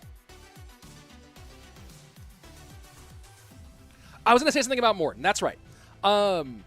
So yesterday, my older son, who's 5 years old, his T-ball, like, if you don't know what T-ball is, because if you're not from the U.S., it's baseball, but for little kids where you hit it off of an object that holds the ball for you. It's not. There's no thrower. There's no pitcher. He and his team played in his T-ball championship. They had made it all the way to the championship, and the game went to extra innings or overtime. If you don't know what extra innings is, and they lost 21-20, and my son got a second place trophy. And after the game, I asked him if he knew who my favorite Clash Royale player was.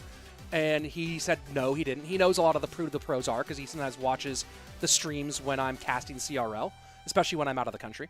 And I told him Morton. And I told him that one of my favorite things is that Morton has had some first place, right? They won CRL West. With the SK Gaming won CRL West one time. He got a global tournament win. But that Morton's gotten second place a whole lot. But that doesn't change the fact that he's my favorite player. And that made him feel really good. It was nice to have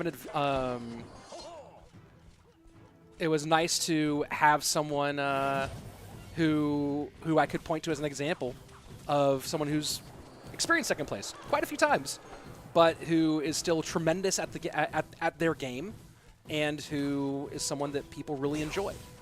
So I was happy to have that example to tell him about.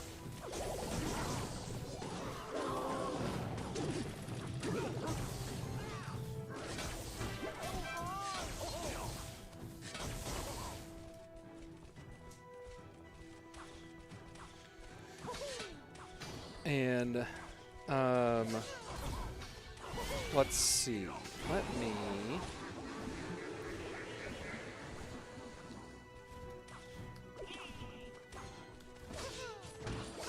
I'm gonna get something set up here in between matches.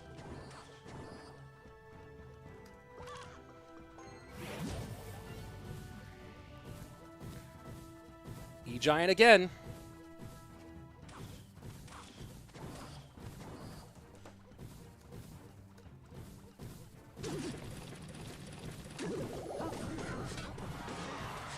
And then minor wall breakers.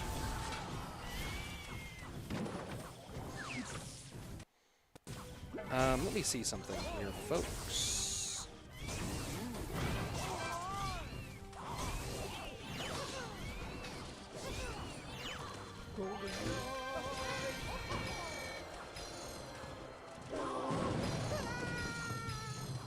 Final minute of regulation.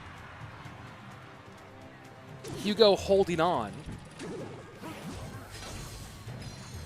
Look at that. Look what this Evo Archer does to this E-Giant.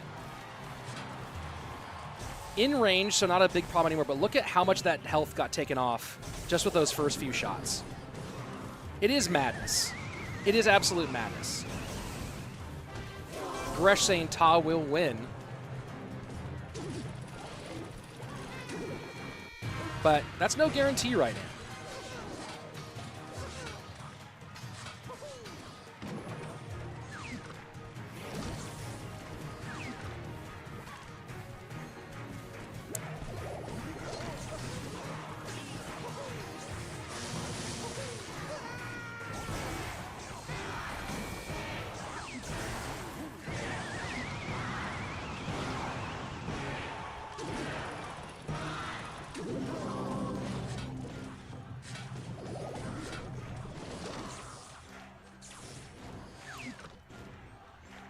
Are there brackets for the finals public somewhere? For CRL finals? Yes, the primary the main bracket, the upper bracket is, but the way the lower bracket shakes out, I'm gonna do a whole video on it that will break down the bracket and how that sort of how the different matchups might unfold.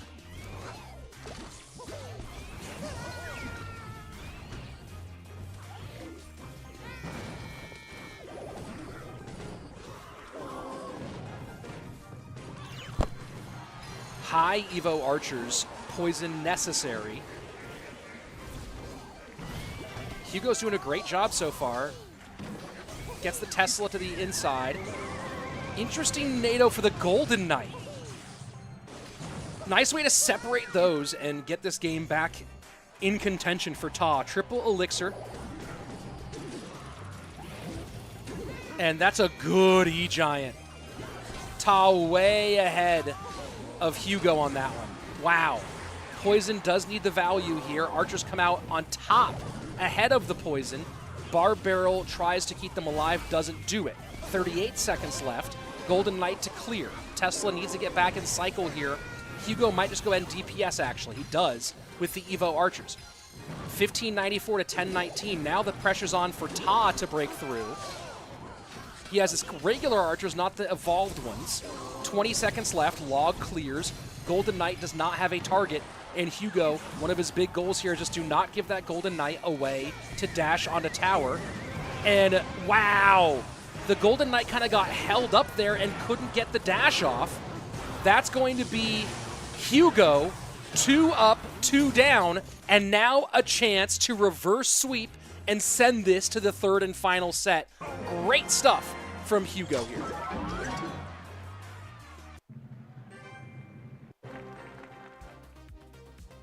You can find the main bracket on the Clash Royale Esports Twitter account. No, Little Prince, all cards will be allowed at Worlds to answer someone's question. All right, hold on. Let me... I'm trying to work on something here, folks. We'll see if I can actually make it work. This, let me see. Audio, what is that going to be? Oh, here we go. This might be it.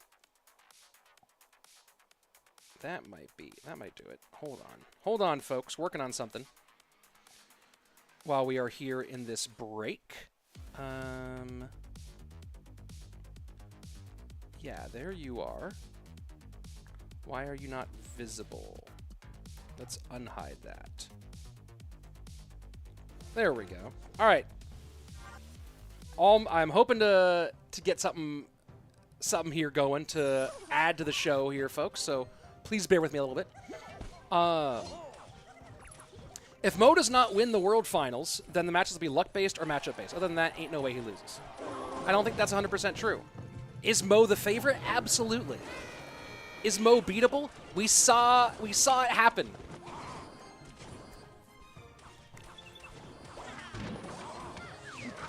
Will Airsurfer clutch up right now, though, for Rising Sun Esports? Or is Hugo going to send us to the final set? More on that soon.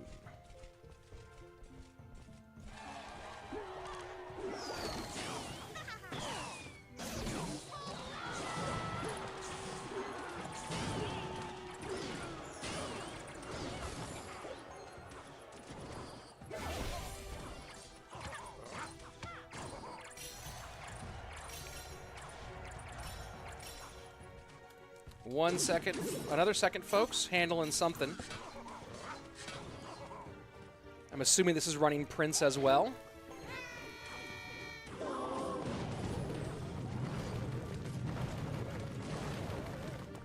Nice little log Evo log EQ combination to take care of business. Slight elixir lead for Hugo, and pretty much even on damage between these two. You see Airsurfer with a little kind of nod. I don't know if this is the music there or if he's just kind of thinking. And you're going to see that a lot. Whenever that if that MK gets cycled behind King Tower, hog opposite lane, the Evo Archers really change the story on that, though. Look at how the Evo Archers, they only allowed one hog shot. That's actually insane. That's actually completely wild. Tesla now to control. The Mega Knight's going to get a good leap, though. I think one wall breaker might sneak through. And no, it does not.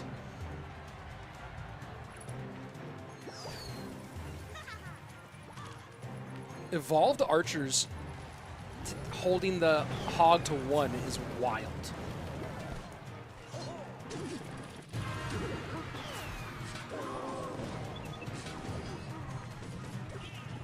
And now Hugo sets up into the weak side lane, knowing he really can't afford to give up hog shots, although I think he has Evo Archers back in cycle again, so why not let it happen, although he is starting to get a little low on elixir here. Finally, the Prince comes out. Bandit goes opposite lane, trying to clear this Tesla off and create the chaos that allows wall breakers to slide through, but the Evolved Knight plus guards able to keep the Tesla up and prevent that. Mega Knight is really just going to be a way to get firecracker damage through. Hog does connect, though. Shocker, 1442. Now about 1,000 HP lead for Airsurfer with 1:46 left.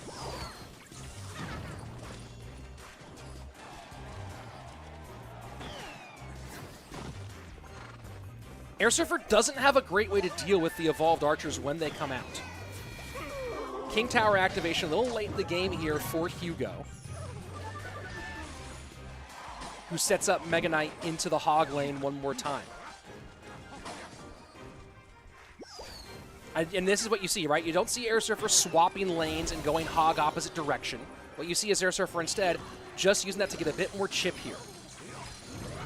With the Knight held in place by the Mega Knight, the Evolved Archer is able to do a lot here. Mega Knight does not leap, does not connect. It's just so hard for Hugo to really get damage here.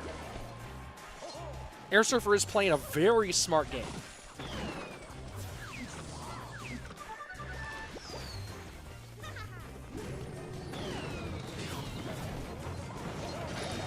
Leaning on firecrackers, goblins, knights right now.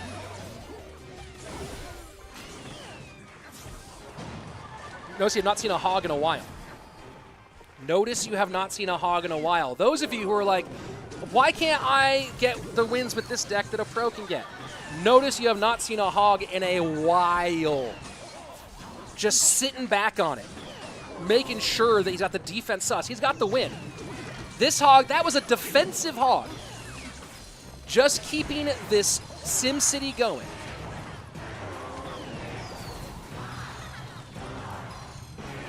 Mature, collected, smart, experienced.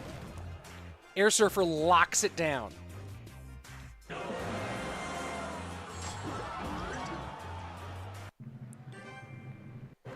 GG, well played. Rising Sun Esports taking the win here.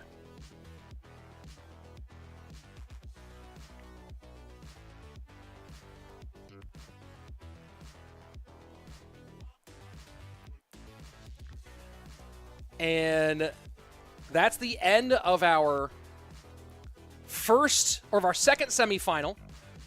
We'll have our bracket coming up here in just a second, and we can see the two remaining matches for the day, the grand final and our third place matchup. Third place matchup will be first between those two.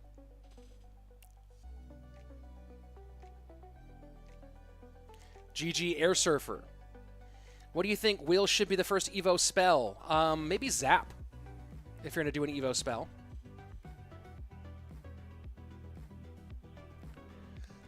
Here we go, taking a look at the bracket. Third place match coming up next will be OLIMPO squad versus MKERS. And then the grand final, Rising Sun and Shot CALALAS, which will be a very fun grand final. Now, I think if I didn't mess up all the routing of our of all my cables and stuff, I think we have a guest joining us for our next little bit. He's muted right now. We'll see. Again, I don't know if I have the if I have all my stuff, all my cables going the right direction. Hello? And there we go, folks. Oh, am I on stream now? You are live and on stream. Can you guys hear our guest? I think you should be able to. Let me look. Give me a quick hello there one more time. Hello, hello. And that should be, I think everyone should be able to hear you. Guys, that is legendary coach, two-time number 2 at World Finals. Two-time 2. Looking to make it 3 or a first place. We'll see what happens. That's Julesy, folks, joining us for the stream. Jules, first of all, it's been a minute since we got to hang out and chat for a while. It's good to talk to you. I'm excited that I saw you in the chat on Twitch. Excited to bring you in for a little analysis and insight as we kind of talk about some of the new meta. Obviously, no Little Prince for us to talk about in these games here. But before we jump into all of that, talk to me a little bit about what you're doing as you're trying to get ready for CRO World Finals coming up here in a couple weeks. It's been a while since I've been on the stream. I think it's been about 10 months. We started our Mega Draft series in January 2023. Yep. So yeah, thank you again for having me back, and hello everyone. Missed you. In terms of getting ready for Worlds, I mean, it's been a little bit of a struggle to get Morton to practice. I mean, like, his thing is being a professional content creator. Being a top 10 player in the world is just kind of a thing he happens to do on the side, which is kind of crazy, but he's just that naturally talented. So yeah, I mean, we're managing to get in 1 hour of practice a day, which isn't as much as the other guys, but it's good enough because he's already doing 6 hours of Clash Royale every day on stream. But yeah, what I've done to prepare is I've picked up some other players, and so I'm practicing with them so I can do practice 3 or 4 hours a day, get a real good understanding of the meta, so I can get Morton the best possible matchups for Worlds. And of course, that's really going to be a real interesting challenge here, as you are dealing with a totally new meta, which is not unusual for World Finals. Obviously, we've been through this a couple times before. Thoughts on where things are so far with the new additions? Well, we're in a little bit of a tough spot right now. Before the release of Evo Archers and Little Prince, we were already, the whole community was already crying about Goblin Giant, Recruits, and Knight. So now we've got about 5 cards, I think, that might need an emergency nerf before Worlds. I can't say I trust in Clash Royale to deliver on that, but whatever happens, me and Morton will be able to adapt to it. Morton plays the game daily, and he'll be ready. I anticipate that, and I don't know for sure what's coming down the pipe, but I would not be surprised if there were a couple little tweaks between now and World Finals. Because we have had kind of the same stuff for a while, and I know that Clash Royale is paying attention, so I would not be surprised if we saw a couple tweaks to some key elements for Worlds. So let's talk. I mean, we're obviously not seeing Little Prince today because it's not allowed in this competition, although it will be at World Finals. But let's talk about what we have been seeing today so far, and that's the evolved archers, which are, in my opinion, insane. I've said before, I think that that Evos should have their abilities, but should not have their HP buff. But let's talk about Evo archers as they are right now. It's been 48 hours or 36 hours. What are you feeling? What are you thinking? Well, I definitely agree with you about the health buff being a bad idea. It just makes the meta even more matchup based. And you saw it today already. Everyone is playing Golden Knight Nado because that's the best counter to archers alongside arrows. But arrows aren't even that good because they don't even kill the evolution archers. So Golden Knight is the most solid counter to both regular archers and Evo archers right now. So we're seeing the meta evolve already.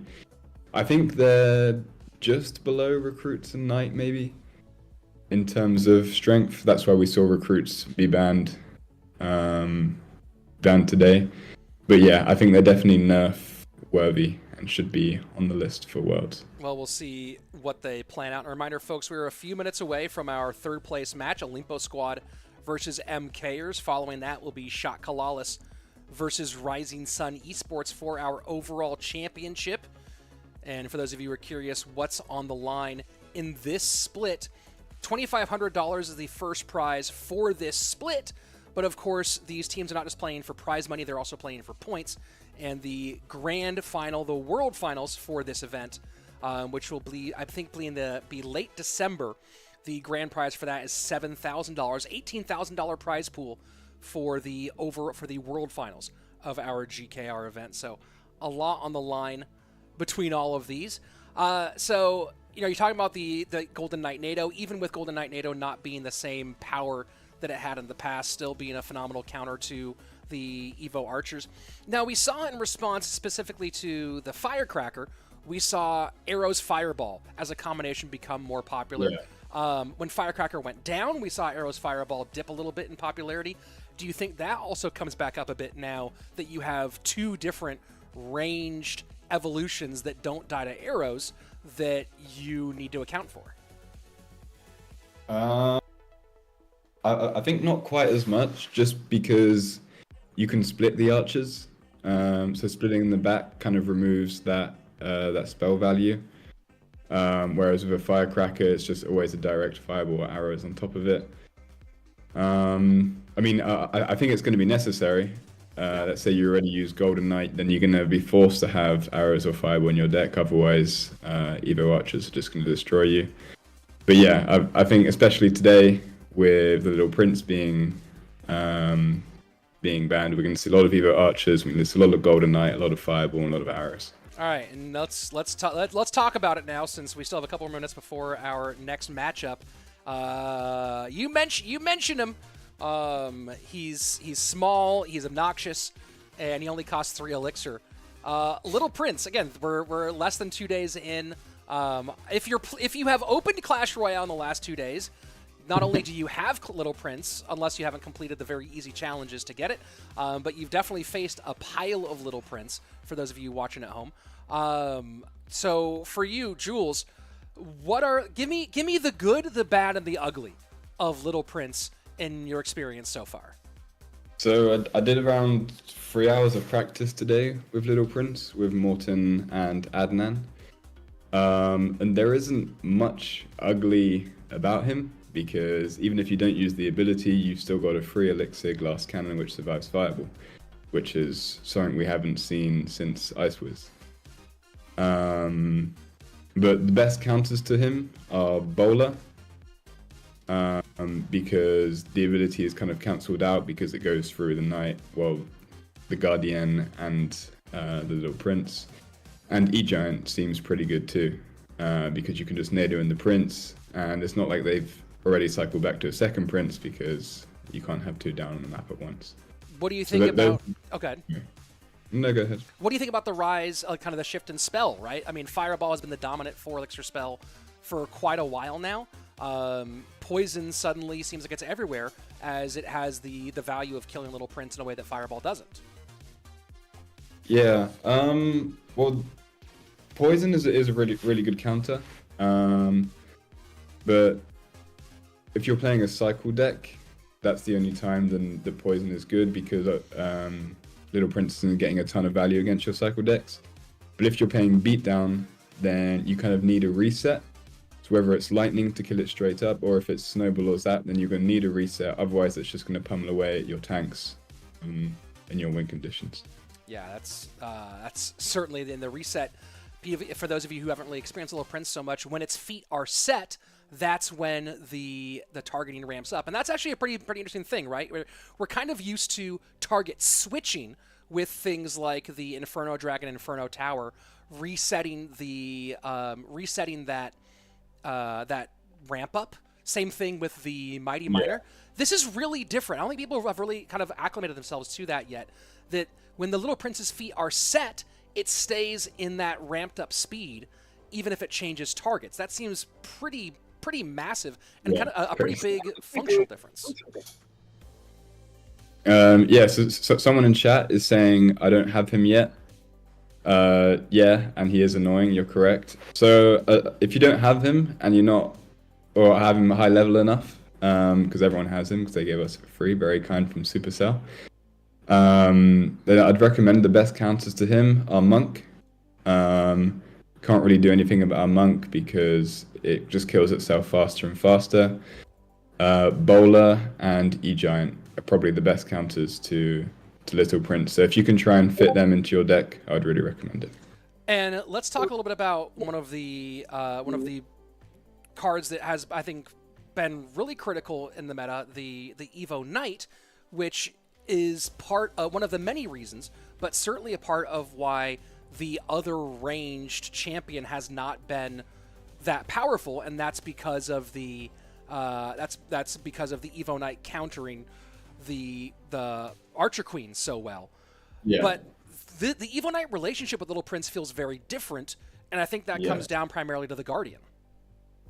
Well, yeah, exactly. I mean, the Guardian can knock the Evo Knight about 4 or 5, 6 tiles away from the Little Prince, and then the Evo Knight starts attacking the Guardian, and the Little Prince just melts the Evo Knight. So yeah, Evo Knight isn't as good as the counter as you would expect to the Guardian. And the big thing, of course, being that when the Evo Knight is engaging the Guardian, its feet are set and cannot move. Speaking of set, let's take a look at the lineup for this third place matchup, as we have 3 sets coming up. CAPGUN versus AdrianPiedra, Victor versus Hugo, and Fram versus Surgical Goblin in the 3v3 BO1. King of the Hill, Fram, CAPGUN, and xAlee versus AdrianPiedra, Mateja, and Hugo.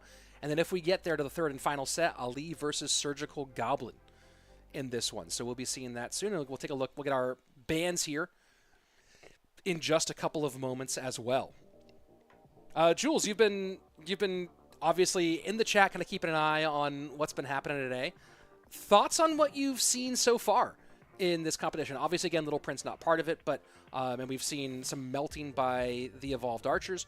But let's, that can be part of the conversation, obviously. But what we've seen so far in these 2 semifinals, any takeaways, especially as you're kind of evaluating some of these players moving towards World Finals?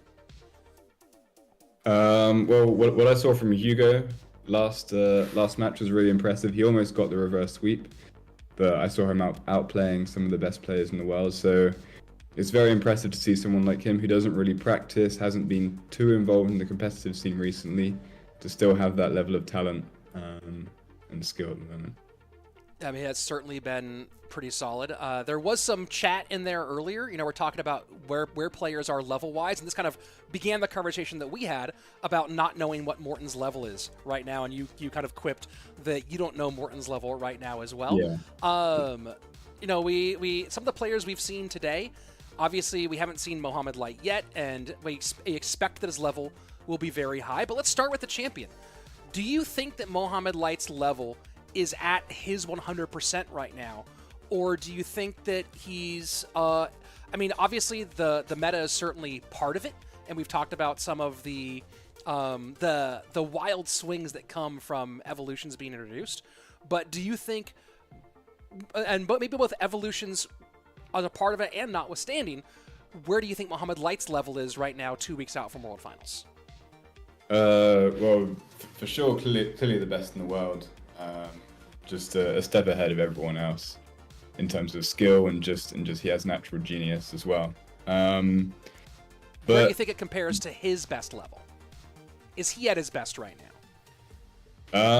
Well, the thing is, it's hard to tell. I think so in terms of skill, yes, he's never been better.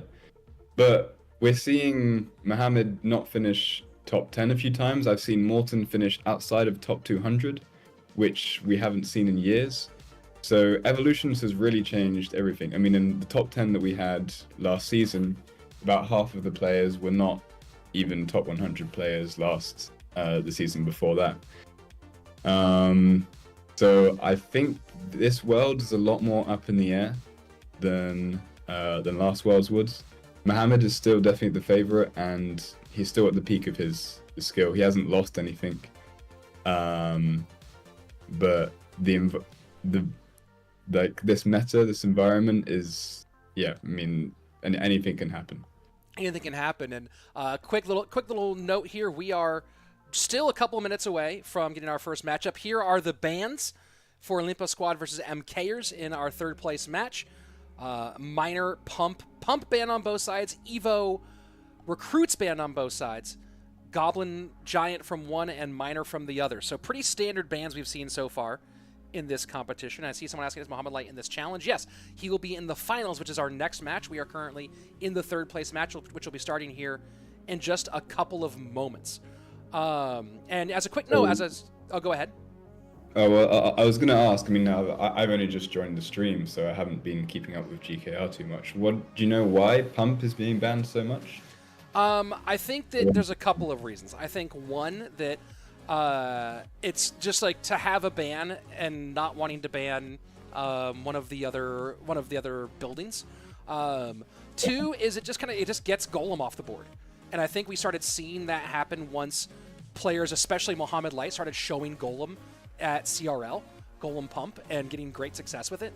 So players have started banning Pump because they don't want to ban other buildings, but they also don't want to have Golem as a possibility to face. So that's my thought as to why we're seeing Pump being a pretty regular ban. I mean, that makes sense, because if they ban a Tesla, then they can replace it with a Bomb Tower and vice versa. But Pump isn't a replaceable card, so it's a lot more of a clear-cut ban.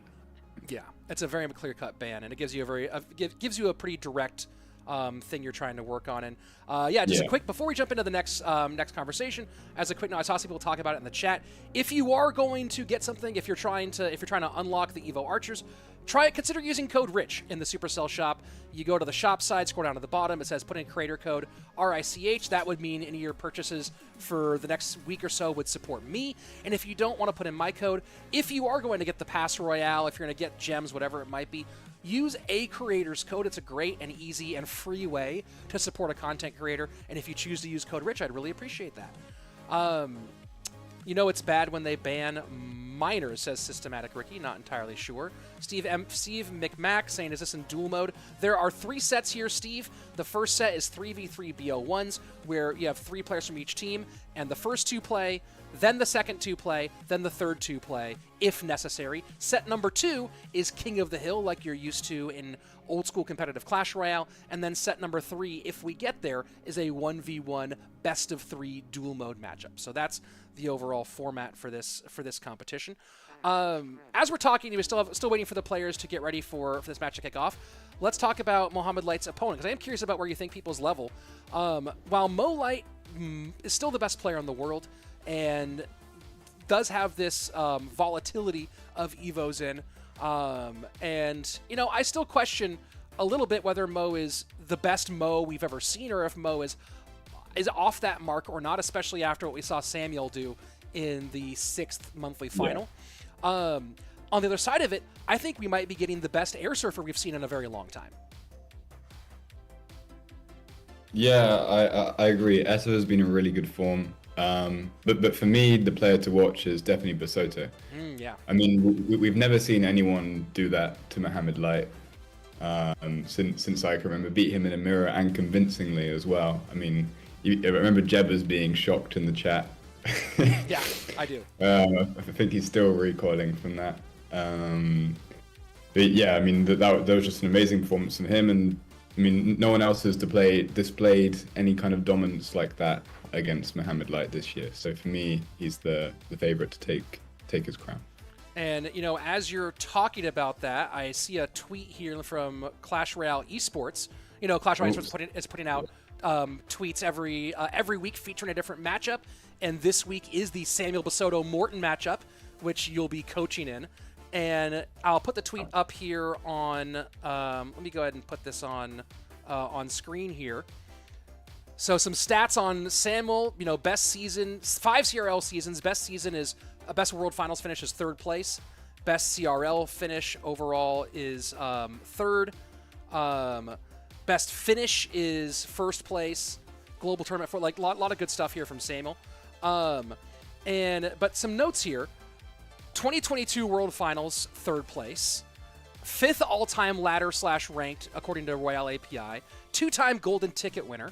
And they asked the question, is Samuel Basoto the most underrated player in CRL 23? And I see a lot of people, that's been a conversation I've seen lately, people saying Samuel Basoto is underrated.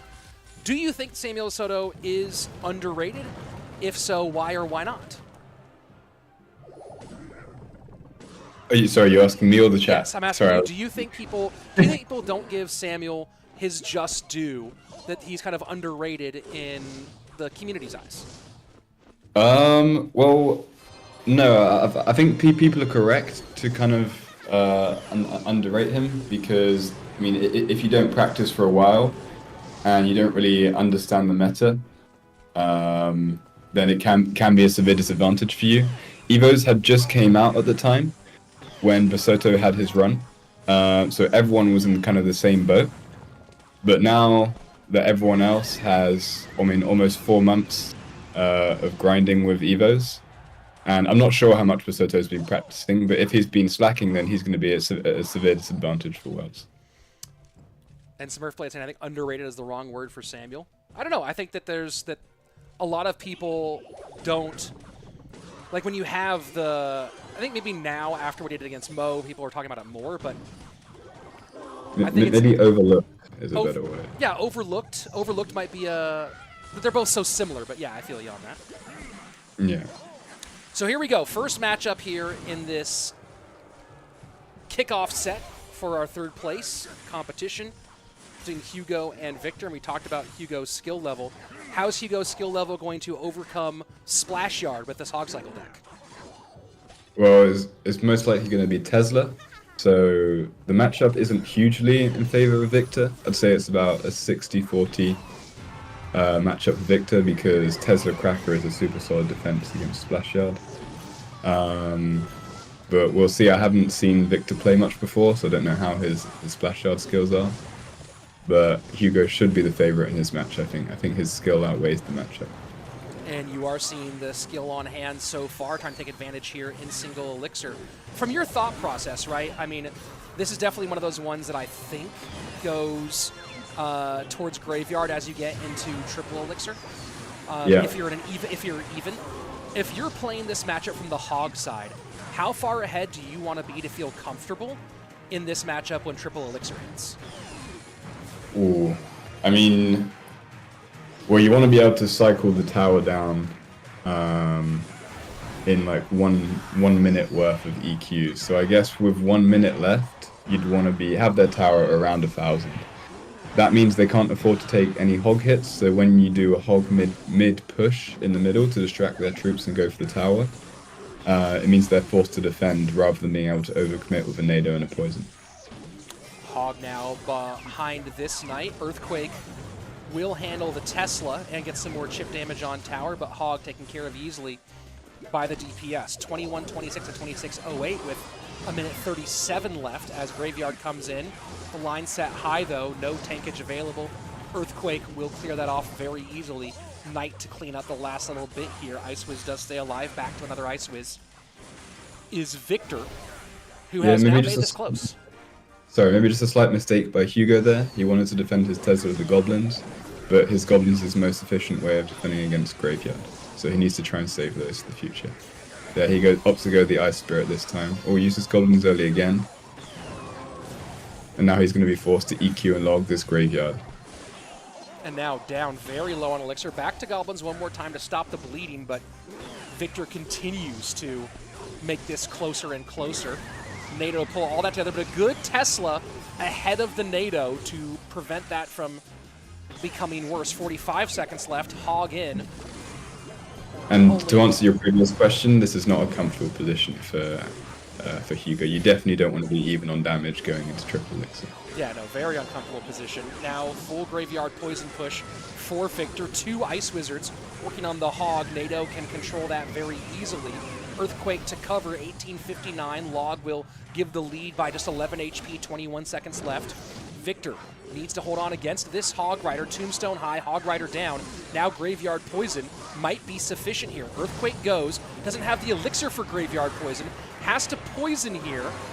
Now the Graveyard comes in late. He might want to NATO all this away and hope he gets the damage. Does he get enough? And will not. Hugo barely holds on there at the end. GG, well played. Game number 1 for MKERS. Yeah, that was amazingly played well, Hugo. Just cycling those Hogs so that Victor can never afford to put up a big push. Very smart play. And able to hold on there despite being so close in damage at the end. What could his opponent have done differently in that set to... Wasn't that... I thought that was game number 1. Was that... Let me go ahead and check with the League Ops and see if... I'm guessing here that there's a free win because someone didn't show up. Let me guess. Yes, set 1, game 1 was a free win because someone didn't show up. So we are on to set number 2 because of that. Set number 1, a win for MKERS. And we've seen a little bit of this year when players feel like it's all over. A little unfortunate. So back to the question at hand. What did Victor need to do differently there? Because it did feel like he had a good position to make a run at the end and ended up, as you saw, losing by 77 HP. I mean, I'm not a Splash Yard player, so I'm not quite sure, but I think maybe more patience on the Graveyard. I think he should have tried to stack more and more Baby Dragons and more Knights before pulling the trigger. It's very hard to do that when your opponent's stacking Crackers and they're chipping away at your support troops. But every time he did a Graveyard, he spent 5 Elixir and got about 150, 200 damage max. So I think he should have aimed to try and stack Baby Dragons instead of pulling the trigger on the Graveyard. Question from Adam in the Twitch chat. Julesy, do you want to go in the same lane against GY decks with Hog? No, preferably not. But you're often going to end up in that situation. So, I mean, I would try and avoid going same lanes, but I think if you already have their tower down below 2,000, then I think then you can go in the same lane. So some, let's see, Hacker Mercy has said this a couple times. I run a Hog Rider Earthquake, but switched Earthquake for Fireball, and I only have Evo Firecracker. Well, sounds fun. Good luck with that one. Is Little Prince not allowed in GKR? Correct. Will it be allowed in CRL? Yes, it will. So, plenty of questions. If you guys have any questions, please feel free to ask. We have a phenomenal Clash Royale expert on here. I'm a caster, but Julesy is a very successful longtime player and coach, so love to have a little bit of extra insight here. So we were talking about some of these matchups. We talked about our round 1 matchup, Mohamed Light Airsurfer, which I think most people give Mohamed Light the edge. I think those in the know probably give it more like a 60-40 edge rather than the 90-10, 100-0 that more casual fans might give. Let's talk about matchup number 2, though. And I'm going to do a whole video, by the way, folks, breaking down all of CRL. But Higher and Faust, you're talking about people at their level. Faust has notoriously this year kind of been someone who would make monthly finals and then have disappointing performances. And then Higher, of course, we didn't get to see much because he was playing in the CRCC in China rather than in CRL. But again, this to me feels like on paper a pretty even matchup. Yeah. I mean, I think Faust is definitely the favorite, but it's going to be interesting because neither player has a proper coach. I think they're both with their friends for CRL World Finals, which is a big decision, but they've already had plenty of success doing it this way. So, I mean, I think we're going to see some pretty crazy decks from both sides. Haya and Faust have always been known for kind of going out of the meta a little bit. So I think it'll be one of the most fun best of threes to watch. But I think Faust will have the edge. He's just a very cool, calm, collected player with lots of experience. I mean, so is Haya, to be fair, but I think Faust's skill is up there. Billy Swart in the YouTube chat asking, so is Little Prince going to be highly played in the World Finals, or due to lack of time, will players opt to play more familiar cards? I'm going to answer this one. Barring a nerf that unbreaks the card, even if a nerf makes the card good but not insane, you're going to see a lot of Little Prince in World Finals, if only for the fact that it's a 3-elixir ranged champion.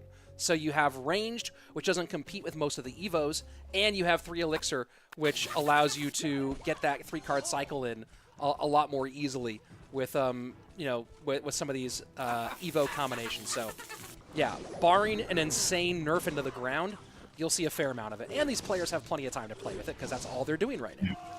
And in reply to Billy, I mean, it works both ways, right? If you have a very strong card that no one knows how to use, they also don't know how to counter it. So it's as much of an advantage your opponent not knowing how to counter the card as you not knowing how to play the card.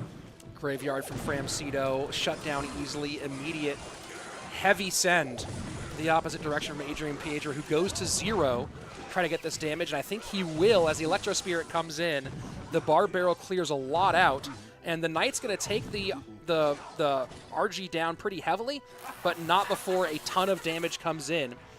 Massive lead for Adrian early, and Fram already calling good game in our opening set. This is a very, very nice matchup for Adrian. Fram's really going to struggle to deal with those archers, especially the Evo archers, because I think it's about 5 poison ticks that it takes to kill those Evo archers. And then E-Spirit and Goblins and Bar Barrel for the Graveyard. Fram's really going to struggle to break through. Bizzle in the YouTube chat asking, other than deck picking, how does a coach add value to a high-ranked player? Oh, I love this question. So practicing is a huge part of being a professional Clash Royale player. And so expanding a player's deck pool and making them unsnipeable in a competition is really huge. When I first started helping Mohamed, back in 2021 he only knew how to play Hog, Miner, and 3 Musketeers. But then by the end of the year, he was playing Lava and Golem at World Finals, making him unsnipeable. And so when he's the best player in the world, with a huge variety of decks, he's pretty much impossible to beat. And that's, I think, the same thing. People might ask, what does a manager do during a football match, right? Because he just kind of stands there, does 3 substitutions, maybe changes tactics. But the manager's job, a lot of that happens before the match rather than during the match. Yeah, so I mean, that's the example I always use when someone asks me what my job is. I tell them it's like a football manager. You prepare your player, you train your player, you create a strategy for your player, and then your player delivers that strategy. Evo archers both go to the same side here. NATO pulls all of that together as Fram is trying to find a way to turn this around. Getting the Evo archers off in that situation is nice. Now can he hold here and have enough elixir to counter push in any way? Fireball takes out the first Ice Wiz, second Ice Wiz down. This is going to stop too much damage, but give up a shot and still not leave him with enough to create any sort of counterplay. Is this just dead in the water for Fram? Yeah, I think so. Especially after that nade on the Evo archers, they got even more value. There's just no way to break through, and even if Adrian can't get RGs through, he can just fire the cycle while taking no damage thanks to the Goblins, Archers, and Phoenix. Archers in the back here. That Fisherman animation is very confusing now. Oh, that is. I don't know if you confuse you as well at the same time. Yeah, he kind of looks everywhere. It is a little bit weird. Yeah, so you can't tell what he's about to pull sometimes. Sick as YouTube asking, what's my opinion on Mo's chances of winning? How many times do we have this Winning question? World Finals, greater than 25%, less than 50%. I don't know where in that sliding scale it falls, but I don't think people really understand how hard it is to win World Finals with this pool of players and with evolutions on top of that. Were there no evolutions, I would say between 40% and 60%, but yeah, I would say, yeah, greater than 25%. He has the best chance of any player to win World Finals, but 50-50 shot at worst that someone else takes the crown. Yeah, and like I said before, Adrian isn't even using RGs, he's just fireball cycling, knowing that Fram can't do any damage, so very well played by Adrian, recognizing that. And another time today, folks, that we've seen maturity in triple elixir, right? A nice little fist pump there from Adrian. We saw Airsurfer do the same thing earlier, where Airsurfer didn't, for the last 90 seconds, did not play a single Hog Rider, just focused on controlling, winning the defensive plays, and then getting a little bit of damage here and there. So that's one of those big separators, is do you feel like you have to kill do you know when you have to kill a tower to win and when you can defend to win? And knowing that difference is pretty big. Here's a good question for you, Jules, that I'll put out here. What do you, if you could, I don't know how to this percentage. Would you rather have a player with perfect micro or perfect macro? In an evolution meta, perfect macro, I think. Because, I mean, you've been watching InThrill a lot recently, right? Yes. He's a player who was never really a cycle player, but he kind of made a career out of Goblin Giant and Evo recruits. And we're seeing a lot of Sparky in the top 10 as well last season. So I think in a recruits meta, it's definitely, in an Evo meta, it's definitely more important to have macro. But in general, I would like to pick up a cycle player because it's much easier to teach a cycle player how to play beatdown than teach a beatdown player how to play cycle. Interesting. So you'd rather start with a player who has great micro and help them develop the macro than try to get a player with a great macro to develop micro. Exactly, yeah. And for those of you who don't know what I'm talking about, micro means the micro interactions, knowing exactly how you place a certain card to get a certain reaction from another card, right? An example might be knowing all the fisherman ways to activate King Tower, for example. Macro means understanding how a matchup should be played, knowing, for example, as we talked about earlier, whether you should play into the same lane versus the graveyard with Hog or play the opposite lane. Now, here's a matchup we've seen quite a few times today, but I believe we've seen both sides win, so I'm wondering, what do you think, Rich? What's your opinions on this E-Giant versus Splash Yard matchup? I think this gets... I think the Evo Archers make this a little bit different. Just because we were able to see the Evo Archers reach further. It changes your Tombstone placement a little bit, or at least makes you more worried about Tombstone than you might have been in other scenarios. Yeah. And of course, the ability to, this Evo Knight can get murdered so fast. Baby Dragon can get murdered so fast. So I think that the ability to burst through by the by the Electro Giant pushes when you have the Archers in cycle is so much more dramatic. If it weren't for the Evo Archers, I like Splash Yard just because you're able to do what we're seeing right here. But the Evo Archers make this so much less predictable. I think that's the right evaluation, Jules. As a coach, I'd love your evaluation of my evaluation. I agree completely with you. And even though lots of people dislike evolutions and they think they've kind of ruined the meta, in a way, evolutions have made a lot of matchups more winnable, and that was why in the top 10 last season we didn't see any deck be repeated, because these evolutions are making everything more viable and everything more winnable, because there's always a way when you have an evolution. You can always get some weird random stuff going through. And Adam asking, how do you teach cycle players macro? Well, I mean, teaching someone who understands, if someone understands interactions, then it's about learning how to play matchups, right? And that's what we're talking about, is a cycle player is usually a little more dialed in on interactions than a beatdown player. maybe not all the time, but typically. And then teaching them how to play certain matchups might be easier than teaching someone how all the interactions work.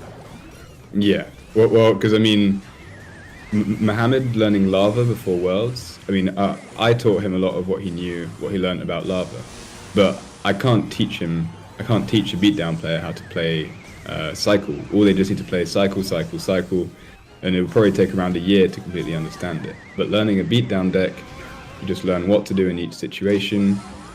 I mean, and the skill kind of comes from understanding when you can be aggressive and when you need to chill out.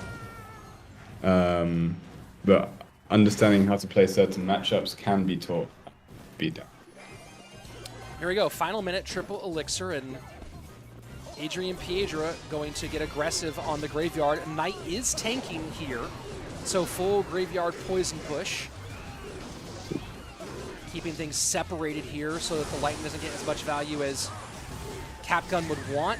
He NATOs everything in, gets NATO'd back, and just enough damage comes in that could be a problem for Adriel. Yeah, and I mean, it's looking like this matchup is indeed in favor of E-Giant. It could make it a little bit harder with the King activation by AdrianPiedra. But something I would like to see over the course of today's competition is people putting Inferno Dragon into this E-Giant deck. With recruits being out, which are one of the main issues that Inferno Dragon has, I feel like it can be really strong, and it's a great counter to Splash Out. Oh, CAPGUN looks like he's going to lose this by a hair. AdrianPiedra, 2 up, 2 down, and it's been that kind of day for CAPGUN. 66 HP, another close finish that does not go his way. Yeah, we've seen this matchup go down to the wire pretty much every single time today, so it's clearly a very even matchup, and just comes down to if someone can get a good Evo Archer connection on the tombstone or the tower. So there you go. Fram down, CAPGUN down. Oh, that's why I didn't have that there. And now MKERS 1 win away from taking our third place match. We have not gone to the third set yet today. It has been sweeps all around. So the question now is, will we get another sweep get done here? We've now also seen King of the Hill sweeps like crazy today. And of course, we still have our grand final coming up in just a little bit. I don't plug my code often, but use code RICH. Use code RICH. Grebelon asks what to put in my deck, Evo Knight or Evo Archers. I would say for now, Evo Knight is the best. Just based off the fact that the glass cannons that aren't evolved right now are much stronger than the mini tanks that aren't evolved right now. Valkyrie, Mighty Miner, and regular Knight, they're not in a very good spot right now, whereas Firecracker, Spear Goblins, and Musketeer are all looking very strong at the moment, so I'd recommend using your Evo on a Knight. Lava for Ali into the Evo Archers. Have you seen what Evo Archers can do to a Lava Hound by themselves yet? I've seen a single Evo Archer pretty much melt an entire Lava Hound. Yeah, it's pretty crazy. It's wild. I put up a video this morning that was a best of 3 between who was it? Adriel and Wallace. You know, kind of a hey, here let's get a duel match in the full meta with Little Prince, with Evo Archers, and with the World Finals duel rules, meaning not pre-submitted. And just for the intro, I was like, let me get a Evo Archer shot, and I just decided, hey, why not see what Evo Archers do against Lava Hound? And it was dastardly.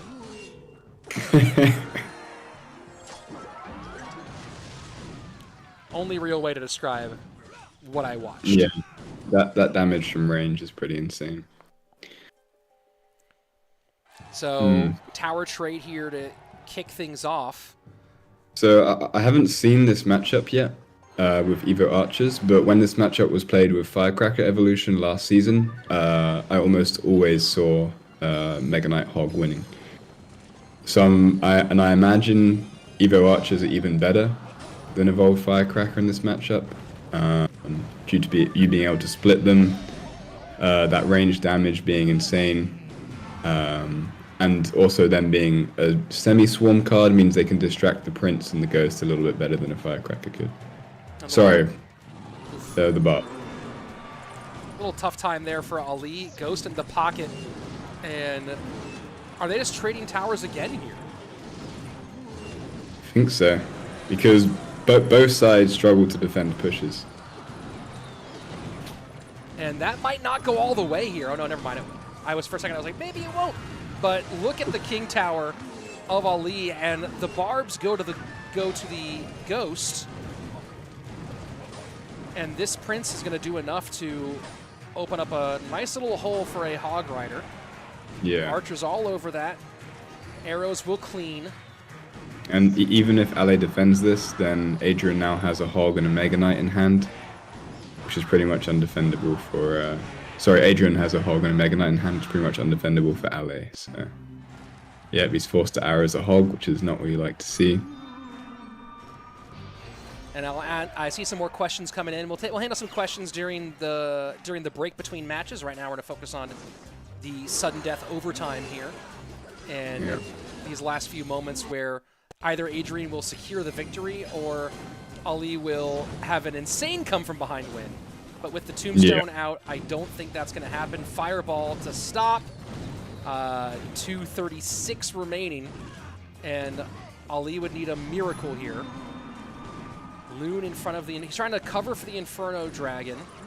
Does pick up the Ghost, and Adrian is effusive as always. 1, 2, 3 times he comes up. Bang, bang, bang. And there's your MVP of our third place match, AdrianPiedra, with a phenomenal performance to get it done. Yeah, that was a really smart play by Adrian at the end there. Just kept on cycling Ghosts, Mega Knights, and Hogs, and xAlee just couldn't keep up. That was real nice work. And a third place finish going to be nice for that team. They will, of course, earn points for World Finals and walk away with $1,000 for their troubles in this fall split. Nice work. Very deserved. There by. Say again?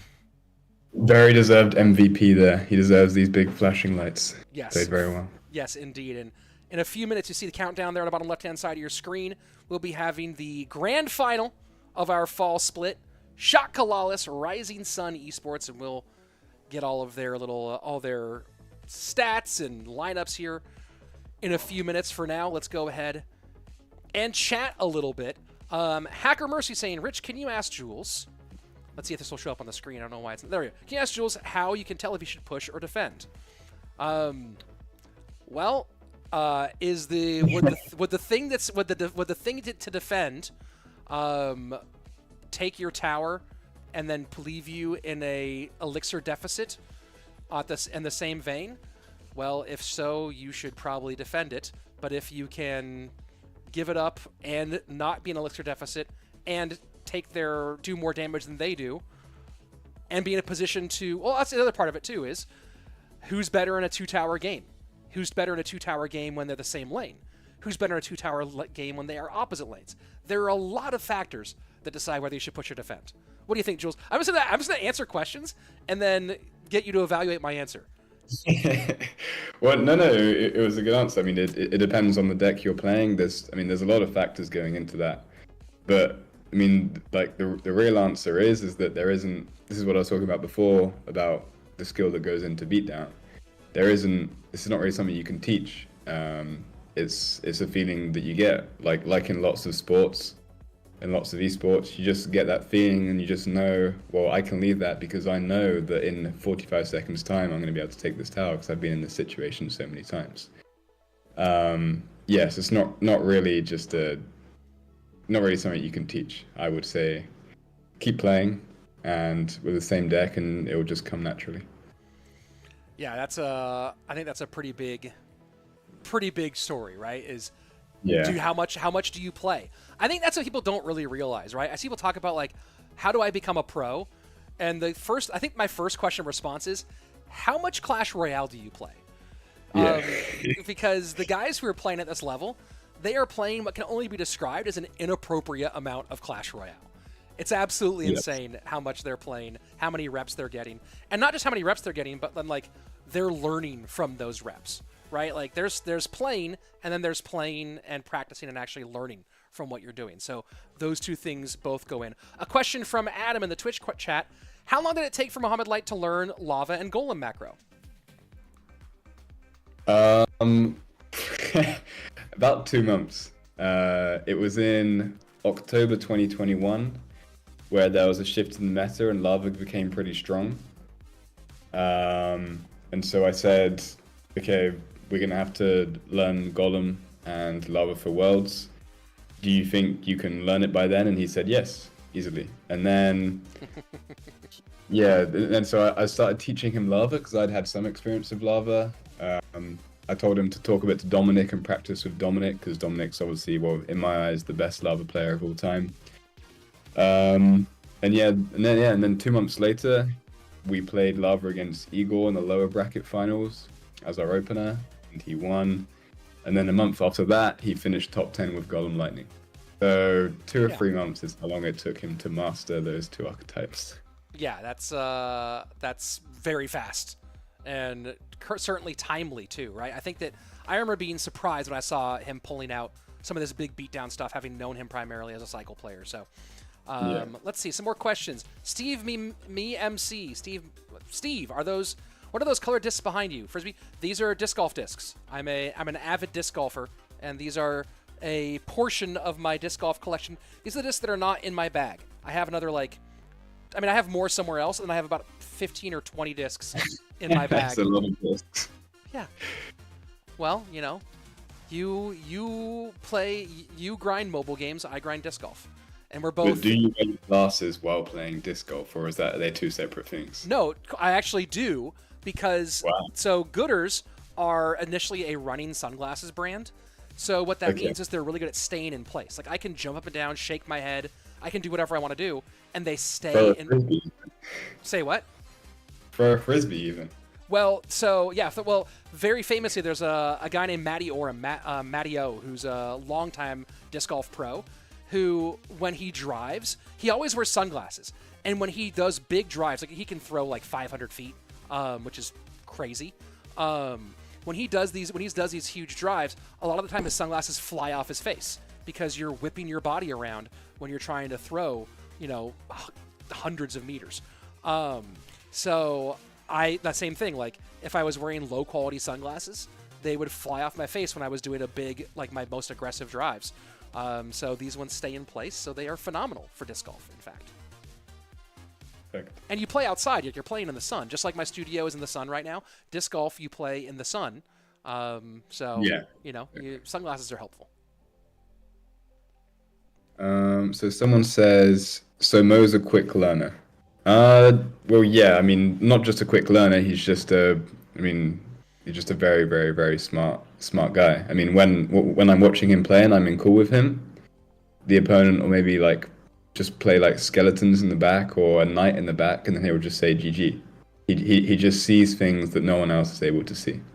And here you go. Speaking of Mo, taking a look at the lineups for these two, or the teams for these 2 squads, and you see the win rates for Shot CALALAS, which are nothing short of absurd, and the really solid work by Rising Sun Esports, which is very reasonable.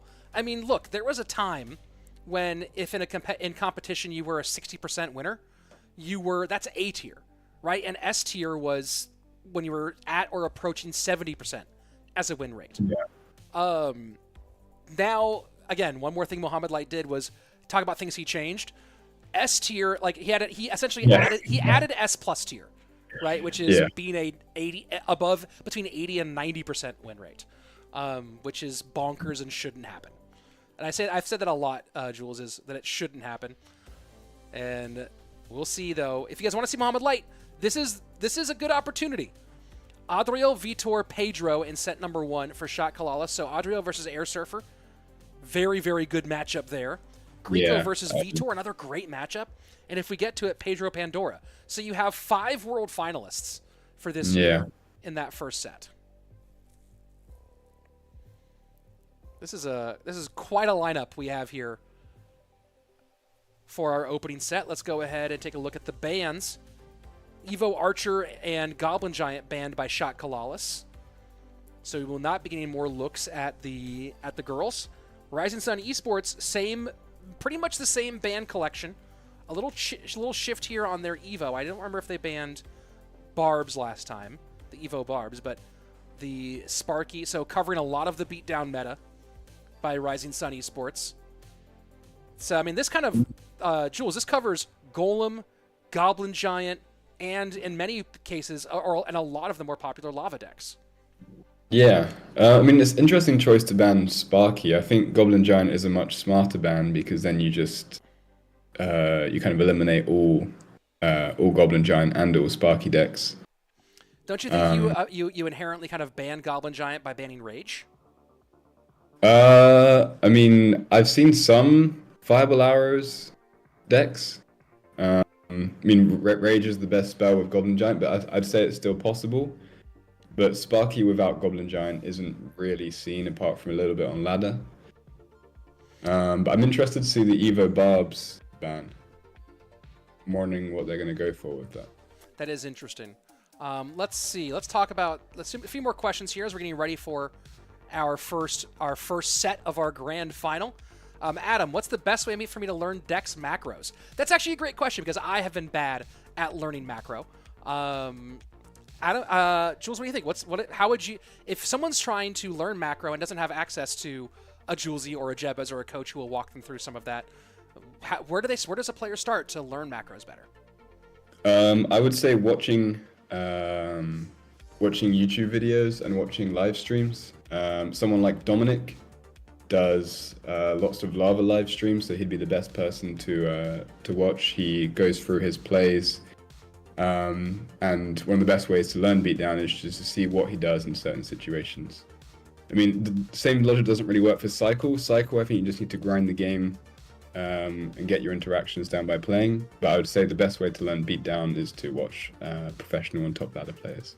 Hans asking, what's with the pinned comment? Just letting everybody know, we have 2 new things in the meta right now, Little Prince and the Evolved Archers. Little Prince is not allowed at all in this competition. Evolved Archers would be, but as we just noticed, they are one of the bans, so we will not be seeing them in this grand final matchup, starting here in a couple of moments. Last season I made Ultimate Champion, hope to do it again. Go for it. Goresh asks, I'm a big fan of Mugi. Can you tell me what kind of playstyle he plays? I mostly think of Mugi as a cycle player. He has depth, obviously, but Jules, do you agree with that? Yes, I agree. Andy Volton, do you have more sunglasses or discs? That's a great question. It's pretty close. It's actually really close. I think it might be more discs, but it's very, very close between the two. That's a phenomenal question, though. Do you offer coaching lessons? Jules, are you a coach for hire, or are you exclusively doing what you're doing right now, the competitive Clash Royale League, high level, that stuff? Well, yeah, right now I'm only doing work for Morton, but my girlfriend actually suggested to me last week that I should get into coaching. So you remind me, actually, and from today, or from the last second, I do coaching lessons. Oh, wonderful. Well, you know what? Feel free to hit me on Twitter. I'll have to have you back on, because I do want to do a video kind of like previewing, breaking down the full bracket. Yeah. And so maybe you'll get your coaching stuff sorted out, and we can plug it when we do that together, or when we do our big mega draft stuff in the future. But yeah, I mean, I can do coaching in terms of gameplay, but I can also coach you to be a coach if that's something you're interested in. That's fascinating. That's what I've done with Thunder and SB recently, and Thunder's now going to be my assistant coach at Worlds. You remember working with Thunder, right? That'll be super fun. So he's going to be at Worlds too? Yeah, he's going to be my assistant coach there. So that will be a blast. All right, here we go. RG Bowler. Interesting. We've seen lots of the E-Giant Bowler combination. We're seeing Bowler both directions. I'm going to go on a limb here and say it's because recruits aren't banned. Yeah, it was to be expected. Evo Barb's out, Barky out, Goblin Giant out, and Archer's out. So we're going to see Lightning, or maybe not Lightning from Airsurfer's side, but Bowler was going to be very likely from both sides, with those being out and recruits still open. Kamapulia asking, two questions. Why doesn't Mugi play in team tournament and MKERS top 3? Yes, MKERS finished 3rd place. That was the end of that match, and Mugi just does not play in a lot of competitions outside of CRL. Yeah, just like Morton. A lot of them take place also in Western time zones, which is a little harder. Obviously, Ryzen Sun Esports, also Japanese players, but he just doesn't do it. So this matchup looks really good for Adriel. E-Giant has been a long-term counter of RG, especially with Bowler. Bowler is going to be pretty useless against E-Giant. So Airsurfer is going to have to pull something out the bag if he wants to win this matchup. I mean, historically, King Tower activations have been pretty useful against E-Giant, and he does have a King Tower activation against Bowler. I mean, also one against E-Giant too. I don't think the Nado is going to prevent that every single time. Adriel's smart enough to always save his Nado for the Fisherman.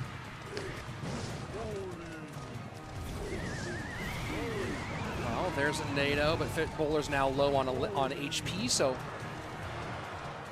And you talk about that, right? Like, that's something that you mentioned here is so many players aren't thinking about, I need to be saving my Tornado to make sure that the Fisherman doesn't activate King Tower against the Bowler or the E-Giant. Yeah, so we might even see Adriel tank some RG damage and not use his Nado just so that he can avoid getting his King Tower activated. And we're seeing Airsurfer here not even going for the King Tower activation, knowing that the Fisherman is just going to get naded every time, so he's not going to try and waste his energy on that. Such a huge level of thought between pros at this stage in the game, at this skill level. So Royal Giant. Big Bowler connection now.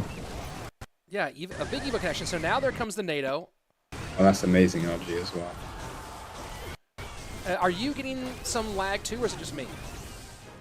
A little bit, yeah. Okay, so that's coming from the production. Got it. Yeah. Right, good to know.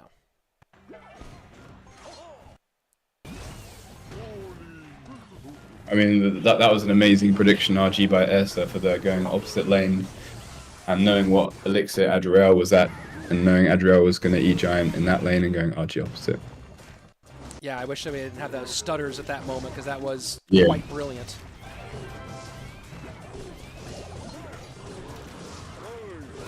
And now Lightning, RG hits, and what a game by Airsurfer.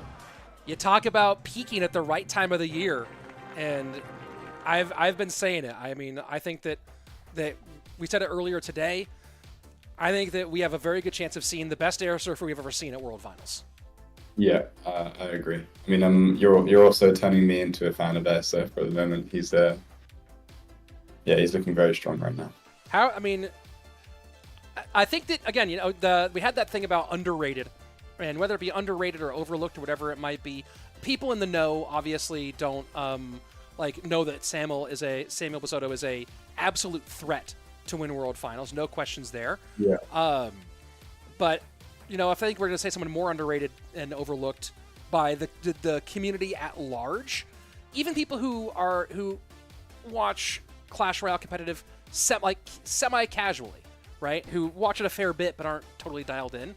Man, the number of people who sleep on Airsurfer and who are sleeping on Airsurfer in this opening round matchup, dude, put some respect on. I've been saying this put some respect on his name. That dude's dangerous. Rich is gonna get heated, guys. Put some respect on his name. Dude's dangerous. Yeah. I mean, I think on Mohamed's side of the bracket, with Basoto being on the opposite side, Airsurfer is the main threat to Mohamed before he reaches grand finals. You'd put that over Mugi and Adriel? Is it just because he has that guaranteed first round matchup, or you put him over Mugi and Adriel as a threat to Mohamed specifically? Similar level to Mugi and Adriel. I'd put him above that, just because of Airsurfer's experience. We haven't seen Adriel at a World Finals yet, so it's hard to talk on how he'll perform. But yeah, we saw Mohamed lose out first round last year too, so I think that's a factor to take into this matchup. Very true, very interesting, and now what's the thing we don't have very often these days? A bit of a staring contest between these two, kind of outside of our current norm. Oleg asking, is Goblin Giant Double Prince deck in the meta currently? I prefer if there are no Double Prince decks in the meta, but, you know, is what it is. I think we're unlikely to see Double Prince, especially with Little Prince being so popular right now and Recruits being so popular. That Guardian knockback to the Double Princes is just a complete counter, so I think it's unlikely we see Princes get much play this season. Yeah, not a ton, and both players just kind of chilling here for a while. So no Golem, no Goblin Giant, so this could be possibly Lava from one of the sides, but I think the most likely is they're both playing E-Giant again. E-Giant just seems so solid with the bans and with Recruits being still open.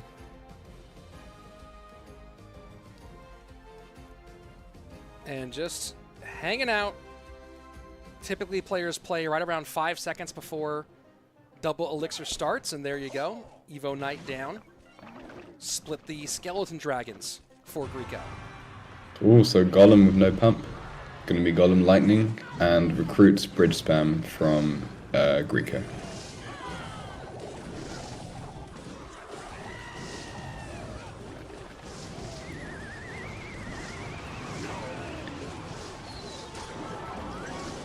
Golem down to the right. Baby Dragon going to work on those Recruits.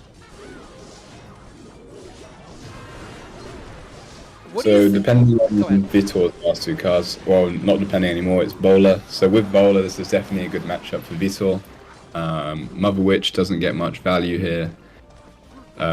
Skeleton Dragon's going to get cancelled out by the Lightning and the Baby Dragon, like you just saw. So Vitor's looking like he's in a pretty solid position. If he manages to keep up with the Ram Riders and keep his Bowlers and Tombstone in cycle, then he should be fine. And nice little run through there, but of course Bowler going to shut down. First Ram Rider of the day, first Golem of the day. Very interesting choice in context. Yeah. And yeah, this should be Fireball, the last card from Guriko. And Fireball Arrows doesn't kill any cards on in Vitor's deck, so they're not going to be very useful in this matchup. It really seems that we've seen Ram Rider picked a lot in CRL. It seems to me right now that Ram Rider is a really strong pick when you have a good read on your opponent's deck pick, but a really weak pick when you don't have any clue what you're facing. Yeah, I agree, and I think we've seen E-Giant and Bowler be played all day today, so I think playing Recruits and Ram Rider in the same deck is an interesting choice. But maybe they're expecting them to switch it up. But Jebbers, who I think is helping CALALAS, just went with the safe pick once again. And that's a pretty significant chunk of damage done on the right-hand side. Yeah. Pedro trying to control here. This is looking really dire for Vitor. This push is going to be the do-or-die push. Yeah. So I wonder why CALALAS went with Golem instead of E-Giant in this game. Because I think E-Giant would have been a lot more effective against Recruits and Ram Rider. Oh, for sure. It would have ruined the Ram Rider. Yeah. And hey, you wanted some drama, folks. You got it. Set number 1, Rising Sun Esports sweeps Shot CALALAS, and now they have the advantage going into the King of the Hill. Folks, no matter what happens, if you wanted to see Mohamed Light today, you will be seeing him, because either he's going to be up in King of the Hill, or you're going to see him in that final dual mode matchup. Wow. Yeah, I mean, I guess the reasoning for going with Goblin would be to cover a cycle deck, since E-Giant doesn't do so well against that. But yeah, very nice read by Rising Sun Esports there. That was absolutely wild. Smurfblade, who often has really phenomenal insights in our chat. The biggest problem with Ram Rider is that it's pretty subpar as a win condition. It's more of a defensive card against Luna, sometimes Hog. Yeah, it's doesn't. Andy Volton saying, doesn't Ram Rider counter E-Giant? The snare stops it for +2 without support. Jules, let's talk about that for a little bit, because I see that people could think that, but what's the problem with Ram Rider against E-Giant? Well, I mean, the main issue is that you're playing a bridge-bound deck when you play Ram Rider. So however many cards you play at the bridge, they're just going to run straight into an E-Giant, all die to the E-Giant, and the Ram Rider is never going to charge because it keeps on resetting itself by attacking the E-Giant.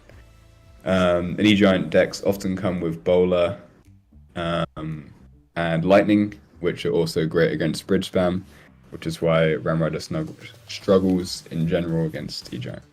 Here we go into our King of the Hill set, Advantage Rising Sun Esports.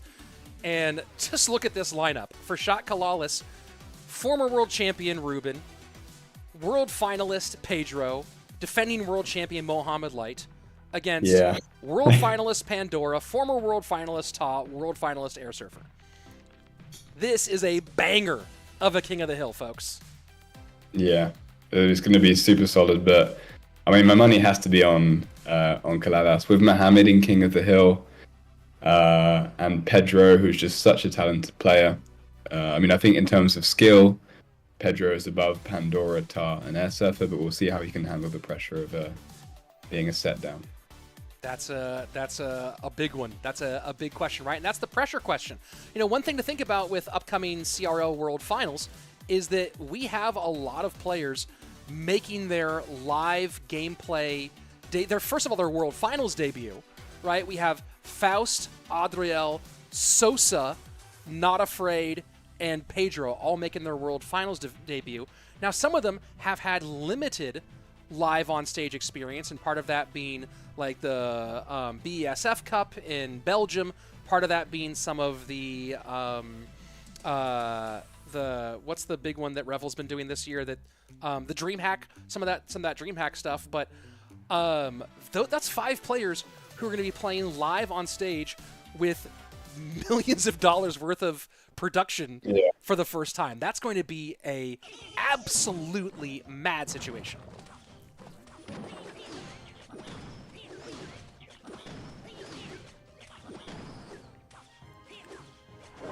So Hog into what I assume is minor wall breakers. Yeah, we'll find out in a second whether it's with Tornado or Bat's Poison. Okay, Bat's Poison. So this matchup is slightly for minor wall breakers. With Fireball, actually, it's not as good for minor wall breakers because Fireball doesn't synergize quite as well with the Poison to take out those skellies on the minor. So I would give the favor slightly to Pandora now, but the matchup is still overall pretty even. So here we go, setting up a pretty significant Hog push on that right-hand side. This is pretty aggressive Hog play in single Elixir, right? The getting Knight, Ice Spirit, Hog all together. And then we talk about some of the macro play. These are both micro-based, that's both cycle decks. But even then, some macro applies. Hog going with these 8 Elixir pushes in single Elixir for Pandora. Is he just trying to get ahead of the minor Fireball cycle that will come in the end? Yeah, so Miner's really going to shine in triple Elixir when he can cycle Bats and Bomb Towers defensively on the Hog while cycling Miner and Fireballs offensively. So Hog wants to get some damage early, and since Hog has a slightly faster cycle, they can outcycle the Bomb Tower, so that's what he's aiming to do. Spears will get taken care of. Miner not quite there in time. Good pickup for Pandora. Easy position there, knowing what was on the board, that Ruben was trying to make enough room for the Spear Goblin to get on. High bomb tower. Gonna still take it from the EQ, but Spears will solidify the defense against the Hog. And a nice little cheeky Miner to go for that Firecracker. Yeah, some smart hogs by Pandora right now, forcing out 6 Elixir there. Choosing not to EQ, and not overcommit, predicting that Ruben will go with the bats as well. Now, Jules, here's a little CRL trivia question for you. Do you know who the first player was to ever play Miner wall breakers in CRL competition? Ooh. I mean, I wasn't around back in 2019. I started the game in, well, yeah, late 2019, so I couldn't tell you, but I would guess Lapacati or Surgical Goblin? It was before wall breakers were 2 Elixir. They were still 3 Elixir. And it was Tommy of Tribe Gaming against Boofmac, I believe. And he ended up losing, and they said that they literally got the only matchup they didn't feel good about. It was the one matchup they were worried about, and they got it. But that was when wall breakers were still 3 Elixir, and then they became 2 Elixir, and we then got one of the most enduring archetypes of the kind of second phase of Clash Royale competitive. Yeah. Yeah, it was a smart move to make them into Elixir. But yeah, I understand their pain of had a few times where my opponent has 11 decks, I cover 10 of the decks, then they play the one deck that I don't cover. It's happened many a time. He nearly won too, but it was against some, I want to say it was some sort of Valk bomb tower deck, if I remember correctly. It's been a while. Oh yeah. It's been a few years. But yeah, now we're seeing Miner wall breakers start to get the advantage as we're going into triple Elixir. You have to cycle those miners, and he can keep cycling bats in the back, and as long as he protects them from an Ice Spirit or a Firecracker with a log miner on Night, then the bat's going to get a crazy amount of value. Ice Spirit does get onto the miner, so Tesla gets its pickup. 30 seconds left, 1364. Add the Fireball, 1157 to this one. Pandora does need to get some real damage here. Firecracker gets a little bit of chip through that bomb tower. Excellent, excellent reach. 17 seconds left. Hog down one more time. 1099 to 1228. The oh no as the Hog sneaks through. The Hog sneaks through. And just like that, it is 3-0 in game so far for Rising Sun Esports. Things getting harder and harder. Pandora staying on the board. Shot CALALAS 2 games away from losing what was a perfect season in the grand finals. Yeah, that was amazing. Pandora recognizing that Ruben was still 1 card away from bomb tower, so he goes Hog and an instant Firecracker at the bridge. It catches the bats, and then Ruben's forced to do a late log with a late bomb tower, and then just by cycling quickly after that happens, Pandora gets another Hog down and it sneaks through the bomb tower this time. So very good cycle recognition by Pandora there. So Pandora will stay on for this King of the Hill set. Pedro, one of our 5 newbies to World Finals, will be up next for Shot CALALAS in this King of the Hill competition. Danilo saying they play Mo third, bro's not going to even play. Well, he's guaranteed to play because either Pedro loses to one of the next 3 players and Mo has to come out and carry King of the Hill, or Pedro sweeps the rest of these players and Mo will come out in the final set, the dual mode 1v1. So we'll see. We will definitely see Mohamed Light today, and that will be obviously fascinating. Pedro. Pedro did get some live event experience. I believe he played one of the DreamHack events. Is that correct? Yeah, that's right. Did you? I don't remember. Did you end up going to that one? No. I was still in Vietnam at that point, so, and I'm finally home, by the way. So I am going to be able to do some more casting and some Mega Draft in the future, since it won't be at 1 a.m. for me. That's phenomenal. Yeah. And John Joseph in the chat saying Fireball and not Poison made the difference. Yeah, that was exactly it. He couldn't do any minor Poison combos because he was forced to do naked Fireballs in the Cracker.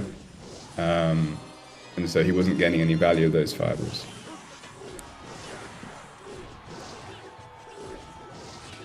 So Pedro running into Bat Spears Poison while playing Graveyard.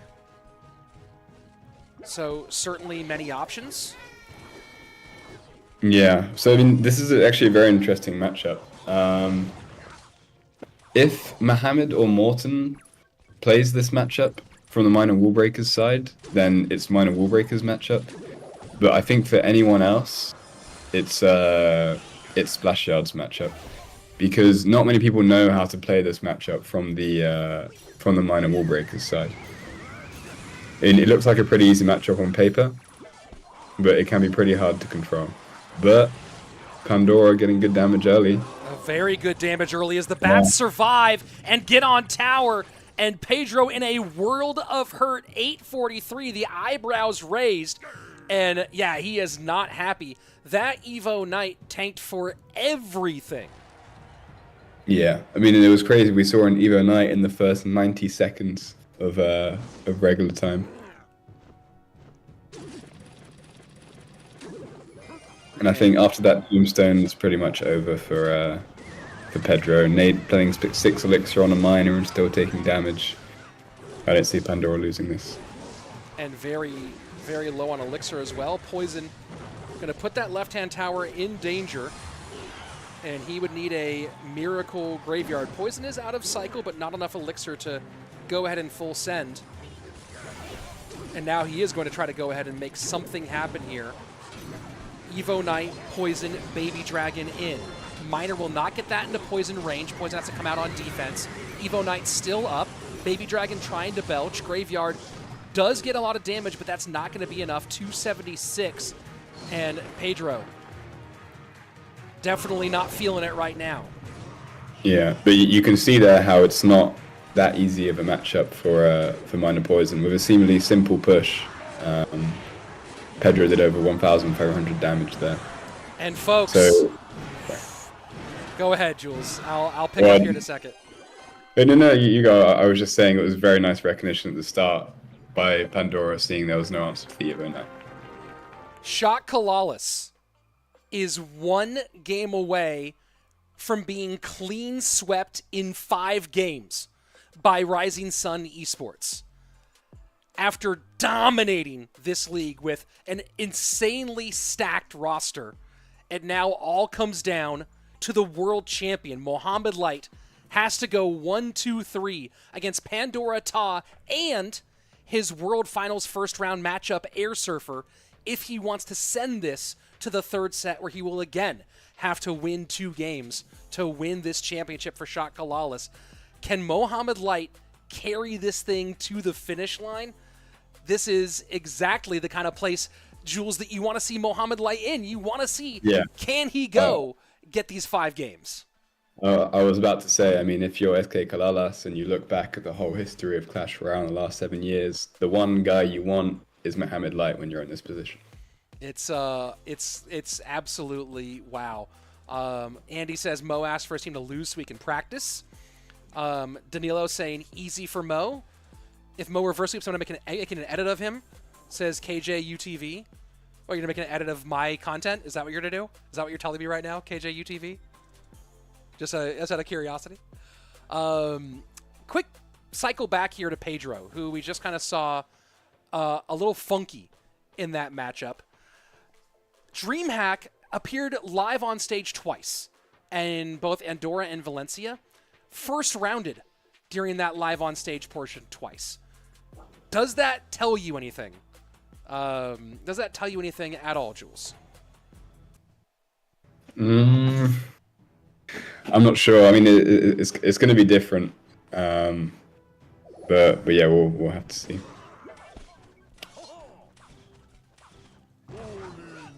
I mean, Smurfblade says, I wouldn't want to put anyone in this situation.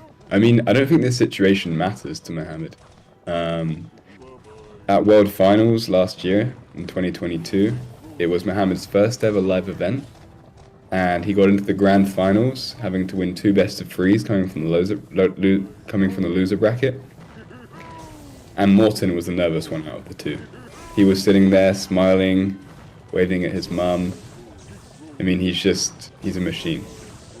And this is after not just losers bracket, but getting first rounded into the losers bracket. Yeah. Still one of the most insane performances in CRL history. Mm-hmm. Of course, I'd say that I think that your player, Morten, has one of the all-time best games in CRL history. The bait game against Mugi is maybe one of the best games that I've ever watched. Yeah, that was it was an emotional moment for all of us in the crowd, actually. I haven't done Inside the Play in a long time because it's a lot of editing, but maybe I'll have to pull one out and revisit that game. Yeah, be good. All right, mirror matchup between these two. Do you have any thoughts on keys to winning this mirror matchup? Oh yeah, my forte is coaching, not mirror matchups, unfortunately. I haven't watched enough of these to know what to do.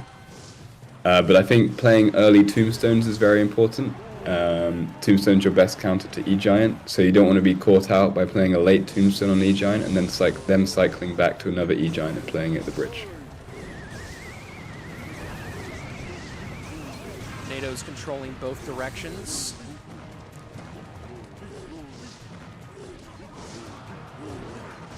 And just the bridge fight, consistent here. Slight lead for Mohamed Light. Just over 100 HP, maybe about 130, 131. As we go into sudden death overtime. The lead precarious. And Mohamed Light trying to get lightning cycles early. At this point, it seems like Mohamed's made the choice, made the evaluation, that the E-Giant is to force responses and that lightning is the win condition. Yeah, I think that's what we're going to see here. E-Giant's going to clog up the lane and get rid of all the support troops, while lightning is going to be the main damage dealer. Very, very nice boulder there by Mohamed, predicting the NATO on the Knight. That is tremendous. I think you're about a half second ahead of me, but that was absolutely brilliant. And NATO opposite direction, the Evo Knight to control the bowler here, so no lineup. Damage lead maintained for the moment for Mohamed Light. 80 seconds left. All it really takes is maybe one or two of those E-Giant shocks to get through, and that's an absolute game changer here. Yeah. And see, that lightning that Mohamed just did, I don't think anyone would have lightning there. It seems very aggressive, but he's managed to make it work. And a bowler lineup, almost 1927, 1854. Triple elixir on its way. Bowler set up in the back for Pandora. Mohamed Light goes with his E-Giant. E-Giant now in front of the bowler for the player who has match point. Pandora just needs to win here. Lightning again. Both directions, 16-10, 13-35. One bowler connection, one E-Giant connection could be the game-defining moment. The season-defining moment between these two. Nice baby dragon to keep the tombstone alive. That's huge.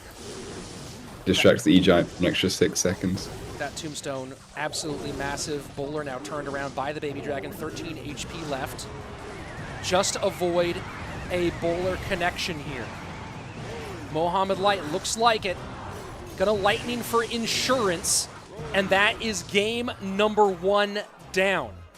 Shot CALALAS staying alive, and the Pharaoh drinks a juice box. That's his reaction to the situation. Yeah, that was, Mohamed recognized that he was in a lightning cycle position about 1 minute into the game, and for the last 3 minutes of the game, he was just lightning cycling the whole time. So those of you who asked the question about macro, that's what we're talking about. The evaluation early on from Mohamed Light that this game was won by lightning cycle and by not giving up an E-Giant shock or a bowler lineup. That was the evaluation, and did that absolutely perfectly. And, Jules, I think that one of the big things here is we saw him make that decision a little earlier than Pandora did. He got to that place before Pandora did. And I think that when we talk about the strengths of the top players, especially Mohamed Light, it's making the macro decision, understanding what that decision has to be before your opponent does. Yeah, and that was what won him the game. He just took that first lightning, on a bowler and E-Giant in the tower, knowing he was able to defend. And then he ended up winning by just one lightning. So here we go. Game 4 of this King of the Hill. Mohamed Light against Ta. And looking like minor wall breakers against maybe Royal Giant?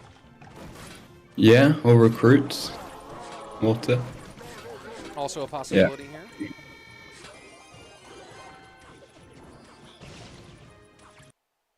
So if Tar's gone with the regular poison version, then this is a reasonably good matchup for Mohamed. Mohamed's going to struggle to deal with the spear goblins without a log, and we know that Tar's smart enough to avoid giving incredible Mother Witch value of the bats. But from what I've seen in the past, Mohamed's very, very good at this RG deck. He knows how to control the game, so I think this should be a win for him. And again, a note for those of you who like this deck or want to get better at it. Obviously, watching Mohamed Light play it is a great way to do it, but if you want a little more insight on it, here is a video I just released 2 days ago with Mini Minter, who's a phenomenal Royal Giant player. 5 tips on how to master Royal Giant. So go ahead and give that a look after this show is over, if you want to improve on that deck.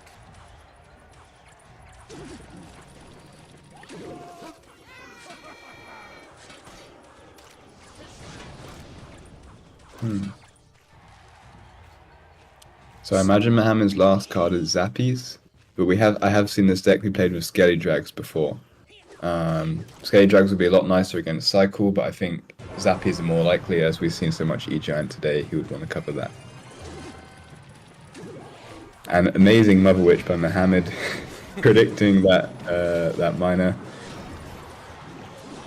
So, you know, here we go. The dual lane pressure, Skelly King to the right. I think that he does not pop the ability here. Instead, just takes some of the damage and saves that elixir. There are situations with Royal Giant where we don't see a ton of Royal Giants played, where the dual lane pressure with the Mother Witch Pigs on one side ends up being as much of the win condition, if not more, than the other. With so much Swarm here, is this a matchup where you anticipate Royal Giant being the primary damage dealer for Mohamed Light, or where Royal Giant's going to draw out responses and that dual lane pressure like we're seeing here with the King opposite the Tombstone and now Fishboy behind it, where this ends up being what creates the problems? Yeah, so Mohamed doesn't want to be cycling all these support troops because that's just going to give poison and log value. What he wants to do is cycle RGs and, like you just said, force out some panic and force out some response from Tar, and then he can go in with the Mother Witch to clean up. Mother Witch does go down. Fisherman will pull off the Evolved Knight. Evolved Royal Giant needs to break through this Tombstone. Fireball trying to just get one shot from the RG. Not going to happen. Still lead for Mohamed Light, 23-26, or 27 to 23-59. Very, very close. A little shake of the head there from Ta. Thoughts on that, Jules? I'm not sure. Maybe he's just feeling controlled a little bit in this match. It feels like Tar's playing it pretty well. And he's using his Spear Goblins really well. We've seen Mohamed be forced to fireball Spear Goblins a few times. And that wall breaker connection is absolutely huge. Final minute, triple elixir, lead for Ta by a few hundred HP, and so now opposite lane here. Is Mo going to go right-left with the RGs here in triple? Yeah, I think he should. You don't want to be playing RGs into the same lane because that's just going to be bomb tower value. And that Mother Witch not getting poisoned here is very good for Mohamed Light. Evo Royal Giant in Fireball is available. Fireball goes to the Spears. Royal Giant trying to break past the bomb tower, and second bomb tower down. There's a lot on it. Can the Evo Royal Giant get a very important shot here? And it does not. 1960. 21 seconds left to 1771. Tar managing to hold on with a huge value poison, a last minute bomb tower, and just getting so much value out of those Spear Goblins. And folks, we got to see him, but was not able to clutch up. Rising Sun Esports, your GKR Fall Split champions, taking down, giving Shot CALALAS their only loss of the season, and putting together a beautiful performance in these playoffs. Yeah, amazing performance by Tar there. Not an easy matchup, but I mean, I think we can truly say we saw Mohamed get outplayed there. So really good stuff by Tar, and congratulations to Rising Sun. And what a championship it is for Rising Sun. Obviously had a good season overall, ended up second. That's how they were able to get past the first round of playoffs and get that bye to the second round. But man, what a well-fought battle overall. Got fourth in our spring season for GKR, second place in the finals for last season, and now has kind of put a statement here on GKR Season 8 that they're going to go into the winter split and our world finals with a brilliant performance. Pandora with a MVP showing here in this one. And man, what a performance, what a win, and what a way to end this GKR season. Man, that was, I see a lot of people saying Mo should have played second here. I'm seeing some of that. Mo got outplayed by 1-6 head spear gun at the beginning that dodged the barb barrel. Yeah, there were a couple key moments here. Thoughts about that final game, Jules? You know, you talk about it being an outplay. What did Todd do here to make that work for him? Well, I mean, he pressured really well. Getting that wall breaker connection through was crucial, but he kept on saving his spear goblins for the RG, knowing that Mohamed was forced to fireball them. So he splits his spear goblins away from the bomb tower. So either the spear goblins are going to DPS down the RG, or the bomb towers. So it was a hard situation for Mohamed, especially when he wasn't given much Mother Witch value on the bats. He protected his bats well with knights and miners. He did put together a really tremendous performance, and now has taken the win. All the obligatory I can beat anyone in this tournament, not gonna lie. Obligatory I can beat these guys game or post here in the chat. Folks, that is the culmination of our fall split for GKR. There is one more split. The winter split will be coming up very soon. The qualifiers for that are later this month. I think they're run from November 11th to 15th or something like that. You can go ahead, if you don't already follow GKR on Twitter, let me go ahead and I will let me go ahead and link something from them on screen so you can see them. Well, there you go. This is Rising Sun Esports saying that they've made it to the overall final. Here we go. At GKR Leagues on Twitter to find out more about their league and ways that you can qualify. And of course, if you don't already follow Clash Royale Esports, make sure you follow them for all the updates that you need. It's been a blast. Jules, thank you so much for coming on and joining in for the casting. We'll be doing some more stuff, and good luck at World Finals this year. Yeah, thank you very much, Rich. Thanks for having me on again. It was lovely to be back after a while. And thanks everyone in the chat for your questions. It was a pleasure to cast. So I'll see you soon, maybe with some Mega Draft or at World Finals. Everybody, that's it for today. Thanks again for watching. If you're on Twitch, hang out for a second. We'll go find someone to raid if you're on YouTube. I really appreciate y'all coming here. Again, 2 new videos out this week already. We have the Royal Giant guide for the deck that you just saw Mohamed Light play, which was the most popular deck in CRL 2023. Go ahead and check out that guide. And then a really fun best of 3 in the full new meta with Little Prince ready for World Finals between Adriel and Wallace on my channel as well. So please go ahead and check those out. And if you haven't yet subscribed to the channel, more Clash Royale Esports coming here all the time. That's it. I'll see y'all at CRL World Finals if I don't see you before then. As always, be excellent to each other and party on, dude.